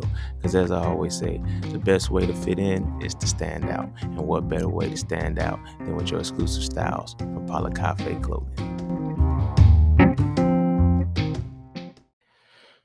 All right. I'm gonna go ahead and end it there. Yeah, that was, shouts to my broski and shit for putting me on. He was like, "Yo, bro, we need an episode on numerology," and I'm glad I dropped the episode on numerology. Yo, it was dope. It was dope. It was something that you know I felt like was good. Like I feel like I need more of these esoteric joints and shit, so y'all can really get the gist of it. Because coupling this, like I said, with I use this shit. I use this shit. Like when people say, magic is, I use magic. I can't even lie to you. Like I'm not gonna lie, but I don't use like no fucking Harry Potter hocus pocus type shit. You're not gonna hear me say no expecto patronum. I don't play with wands. I don't have to, because this goes back into spiritual systems. Remember on the episode of spiritual systems on So Frail Conversations, for my brothers who listen, I'm like, we have a different spiritual system than women. We don't need the external shit that women need, because a lot of our shit is internal. A lot of our shit is based off of our intelligence, which is how we break down. A lot of their shit is broken down off of intuition. So in order to feel, you have to have something to signify that shit. But in order for us to think, we need to have the actual breakdown. So I use the stars, I use the numbers, I use the cards, I use these things, but these things have also led me into a point where I can look at nature, I can look at the animals, I can see something and get a message because I understand what the message is being said to me. You feel what I'm saying? So I use these things real time. I don't just say it. And there's a lot of people that, oh, do the spiritual work and everything. I can't hold you. This is not to brag and toot my horn and shit, but I think I'm likely, as far as I know, one of the only motherfuckers who actually shows you not only how to do the shit, but that I do the shit and where you can learn how to do the shit and that you can do it yourself. You don't have to depend on me to do the shit. And I make sure you don't. You feel me? It ties back to me being the one. I'm a leader. The fuck? I'm a leader, yo. Like I'm designed to lead people. I can't shake that shit, but I understand what leadership really is. It is to extract the best out of you the right way. You feel what I'm saying? But it's number one energy. Cause I am number one. But yo, I keep it real with y'all because I want y'all to understand that when it's all said and done, all of this shit is in play in your life. Whether you believe it or not, I don't give a fuck. Like I can substantiate everything that I do, and everything that I do is codified off of numbers, it's codified off the stars, it's codified off of letters, and it's codified off what our ancestors left. The tree of life, all of those things, I really know how to use it. My students that have gone through sessions with me, and we've gone through the spiritual awakenings and different things like that, healing chakras and stuff like that. There's shit that I couldn't put in So Frail because it's like in So Frail 3 in the series as a whole. I said, y'all ain't gonna get that shit yet. Y'all need to at least understand the tree of life before you get up here. You feel me? My students periodically will hit me up, after a long period of time. They were like, yo, bro, I'm having issues with this, that, and the third. I'm like, what path are you on? Soon as I ask them, they already know, okay, man, you're gonna make me be accountable. You damn right. I can't solve your problem. I told you that when we went through the sessions. I can't solve your problem. I have to guide you into solving your own. Soon as I ask them, damn, bro, I think I'm at the full path. Oh, so you starting from the beginning? Nah, it ain't really at the beginning. Then okay, cool. So where you at? You know what? I might be at Tifereth. You feel me? Yeah, because you might be torn into what you really want to do with yourself. Have you reached the accomplishment of what you're doing? Nah, I'm still all right. Now you know where you at. Oh shit. You feel me? It's the keys. I do the same shit with the numbers, and all of this shit is how I base myself on reality. This is why peace, love, knowledge, and freedom has become what it was. This is why I uttered that so well. I wanted that for my life. Peace, the control of chaos. Knowledge, peace, love is the power for betterment through correction. Knowledge is the absolution of ignorance, and freedom is the ability to live and be in tune with your consequences. That's what life is for me. And why does life have to be like that for me? Because my day path, my birthday number is a number 5. I'm an adventurer. I have to have peace, love, knowledge, and freedom as a fucking adventurer, because if not, I'm gonna hurt myself. I gotta be able to deal with consequences, but that means I have to be able to anticipate consequences ahead of time. You feel me? I have to absolve myself of knowledge, which means I have to understand things from an antithetical perspective, because nothing can slip my mind. As an adventurer, I can't just be out here whimsical and just caught slipping. Peace, I have to learn how to control my chaos, because when those challenge numbers hit, I can't just fold and run into a corner, because as a leader, I got to show people how to deal with your situations and face them and fight the fuck back. You feel me? How to fight the fuck back. And life just makes me fight all the fucking time. So I learned how to fight back. And then I learned how to fight smarter. And I learned how to control my chaos. That's why I tell people light and dark has to walk hand in hand. A lot of the shit, the esoteric shit, is the shit that you learn in the darkness. It's not that you're demonic. It's not that you playing with devils or no shit like that. It's when you truly are understanding what the universe is saying to you. Now, when you understand the universe, is a lot of people be like, yo, God created the universe. God ain't the universe. God is the universe, and the universe is God. The universe, from the archaic definition, is the opposition of the one, which is what? Duality.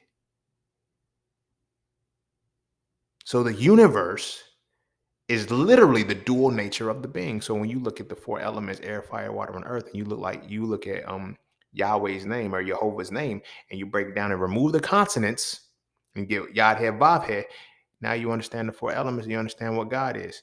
And then when you understand what God is, you understand how God is in opposition to itself. Air balances with fire, water balances with earth. How is the one in opposition to itself? And how do you understand that opposition within you? The numbers are going to tell you that. The stars are going to tell you that. The cards are going to tell you that. Nature is going to tell you that. The books are not going to tell you that. They're supposed to tell you that if you get to the allegory, but the pastors, they lose their money when you know this shit. Why do you think Jesus got 12 disciples? Why do you think Israel had 12 tribes? Why do you think numbers are so significant? Threes, 12, sevens. Why do you think those numbers are so important in religious texts? Because it's designed to show you something that they don't want you to see. You feel me? I want you to see it. I'm gonna make sure you see it because it's like it doesn't do anything for me if you blind. Imagine, yo, if I'm leading you, tying this back to the number one, if I'm designed to lead in this world, I'm designed to lead.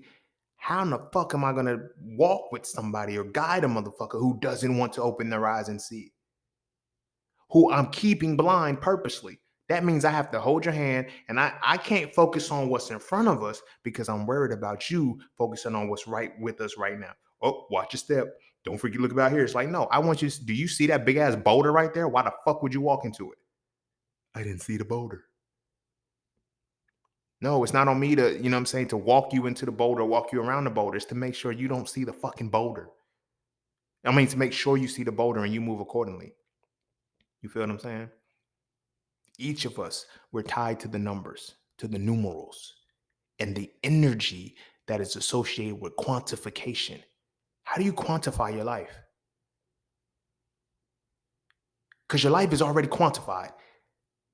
So now when you can be fruitful and multiply, you multiply quantities. You feel what I'm saying? How well do you multiply the quantities that are you? We already know the stars. You know what I'm saying? Yah had Bob had air, fire, water, and earth. We already know how the stars are quantitated with us. Now, how do you know the numbers? So the numbers you see. So when you see 1111, you're not on no mystical shit. I don't give a fuck about double up numbers that I see on the clock anymore and shit. Cause it'd be like, really, bro? Because that clock 15 minutes is 15 minutes fast. This clock don't even work, so it's only right 2 times a day. So when I happen to look at this clock, you feel me? I don't get obsessed with the shit because I understand what it is, and I understand that when I intentionally am thinking about something and the numbers show up, then it's like it works. You feel me? Because then you got to break down the full number and say, okay, what was I thinking at this moment? A lot of motherfuckers don't know what they thinking because they don't be thinking shit. They be memorizing or trying to remember shit. When they tell us to get out of our heads and shit, most people are just remembering shit from a long time ago that they still dwelling on. So when I ask you what you thinking about when you seen this number sequence, what does it mean? And then even more than that, what do you see when you don't see a repeated number sequence? How does that affect you? At the time of this recording, the date is 8/29/20 August 29, 2022. Ain't nothing repeated in that shit. How does that number play a significance in my life? Nobody wants to talk about that, but they want to look at the ones that are patterns, the ones that are rhythmic, the ones that social media love to talk about. Fuck that shit. Use all the fucking numbers. Area codes, they have importance. Addresses, they have importance. Apartment numbers, they have importance. You dig what I'm saying? And you'll know when you're going to be challenged or not in that living space. You feel me? I pay attention to everything. You feel me? I stayed in a hotel one time that was What was the room number? It was 206. It was an 8. I knew as soon as I walked, I said, I'm about to go through some bullshit. I already feel it. Because it was an 8. I said, I'm about to go straight through some motherfucking bullshit. Right? Walk through the motherfucking door. I can't walk through the door. The bitch is jammed. I'm like, I go down to the front and I'm like, my door ain't working. I need to move. And he like, dude say, no, it's fine. You just gotta push it hard to open. So that means if I can push it hard, that somebody can like, fuck no, you got me fucked up, bro. You better move me. You feel what I'm saying? Again, I could have said, you know what? No, I already seen the challenge ahead of time because I already knew the numbers. And I just had to see what the bullshit was gonna be. And it was some bullshit, and I ended up having to move. Because I said, I'm not staying. If I can push this fucking door open, then that means that you're setting me up to get like something's gonna happen to me. So I was like, all right, whatever. You feel me? I stayed in hotels where the rooms numbers was like 270. It's a 9. Divinity. I'm chilling. Everything was perfectly aligned. There was absolutely no problems with it. You feel what I'm saying? I lived in apartments where one apartment that I had was 608. It was a 14, broke down to a 5. I had so much peace there. And what was I able to be? I was able to be creative. That was where I thrived the most as an entrepreneur because it matched with me as a 5. You feel me? Tying it back to what I mentioned with my grandmothers. Both of my grandmothers are 5s. Both of them are Aries. And in a strange twist, and this is not to say this as a means to shit on them or to try to speak condescendingly of them, but to show the ways in which the culture and shit has fucked us up or whatever. Neither one of my grandmas were functionally literate. And it wasn't by choice. They had to work. Like they had to get out of the classroom and go to the fields at 6 years old, 7 years old and shit, 8 years old. Like you had to go work at that age. Child labor laws ain't had shit then. They weren't on shit. But again, to go from those two women struggling, I mean, I ain't gonna say struggling to read, but being not necessarily literate as they should be considering their age, to having their grandson be a published author who writes phenomenal books, I think it's poetic justice. And now it ties into the fact that now when women are born, they're born with all of the eggs that they're going to have. Both my grandmothers were born, my father and my mother were in them, right? So when I talk about you watched over your ancestors and they come back, I meant that shit because now when it came back, I said, this is what I'm going to need. I'm going to need a catalyst to make me remember why I have to write books.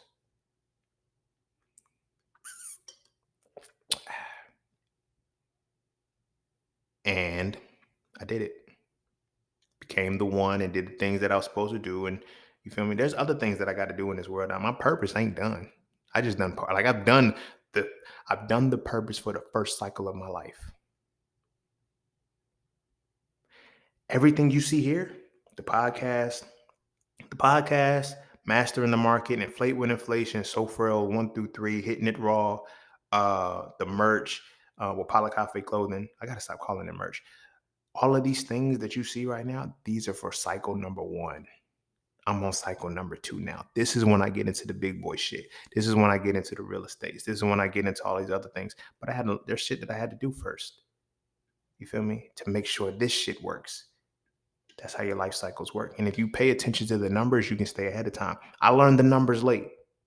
You feel me? I did. So it was hard for me to, I'm in the point where I'm still doing shit that I was supposed to do in the first cycle. That's cool. You feel me? Get it done. You feel me? But always remember that you have to utilize it fully and in detail with everything that you do. And it's gonna work out for you. It's gonna work out for you. But learn to use the numbers. Don't let the numbers use you.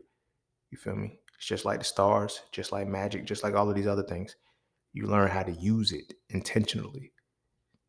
But you got to use it first to understand yourself. And don't use it to manipulate yourself or coerce you into believing certain shit about yourself, but to understand you. You feel me? To see, this happens here. So when these moments happen, you're like, oh, okay. I see what the fuck is about to happen. I am not going to play with that. You feel me? or I'm going to be cautious with how I have to play about that because I can't run from it. That's another thing. I don't run from challenges. I know I'm gonna get challenged in the months of August and the months of March. I know when I see eights and threes, I'm going to be challenged. I'm not gonna. I can't be no bitch and say, "Oh, I'm just gonna skip through challenges." No, because those same moments are the things that turn me into the champion that I am. When I talk about and hitting it in SoFrail 3, how being victorious is a matter of choice. You create the reality to become a winner that comes from you facing your challenges. How do you know what your challenges are? You know your challenge number. And you know when you see this number, or when you see this quantity in your life, you're about to be challenged by it. How you gonna maneuver when it happens? But it's long already, so I'm gonna go ahead and end it there. Make sure you kiss your babies. Make sure they eat their vegetables. And our kids, look, y'all, there's nothing wrong. The kids know the numbers. Kids know numbers. They know numbers well, and they know how to utilize a lot of the esoteric shit.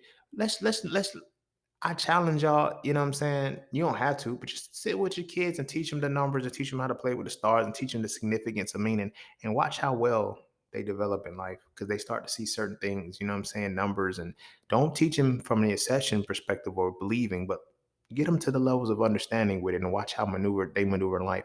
So when they go through their different cycles of life, when they turn 21 and they're ready, you feel me? They're not thinking, oh, I'm an adult. No, I know I'm still a child and I'm not an adult until I'm 29.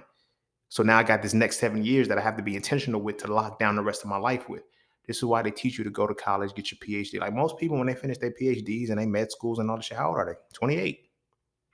They not stupid. They know how to lock your motherfucking ass in. You know why? Because they know your numbers and your stars by your natal chart. They know that shit already. You feel me? So they know, okay, you're not going to become an adult until these points, but I'm going to distract your transformation as a whole. Every moment of life, there's going to be something that I can lock in to where when you actually become adult, you're still a child because you didn't go through your first 28 phase. You didn't go through your first cycle of life properly.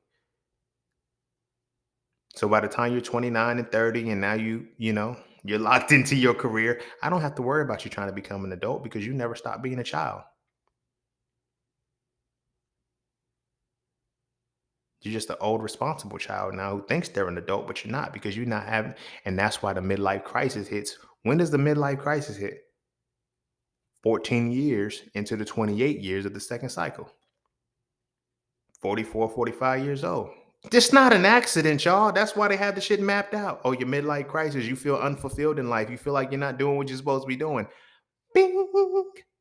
Don't let our babies have to go through that shit because we suffering like a motherfucker with it right now. So go kiss your babies. Make sure they eat their vegetables. And I'm going to see y'all all on the next one. Peace, love, knowledge, and freedom. I'm out.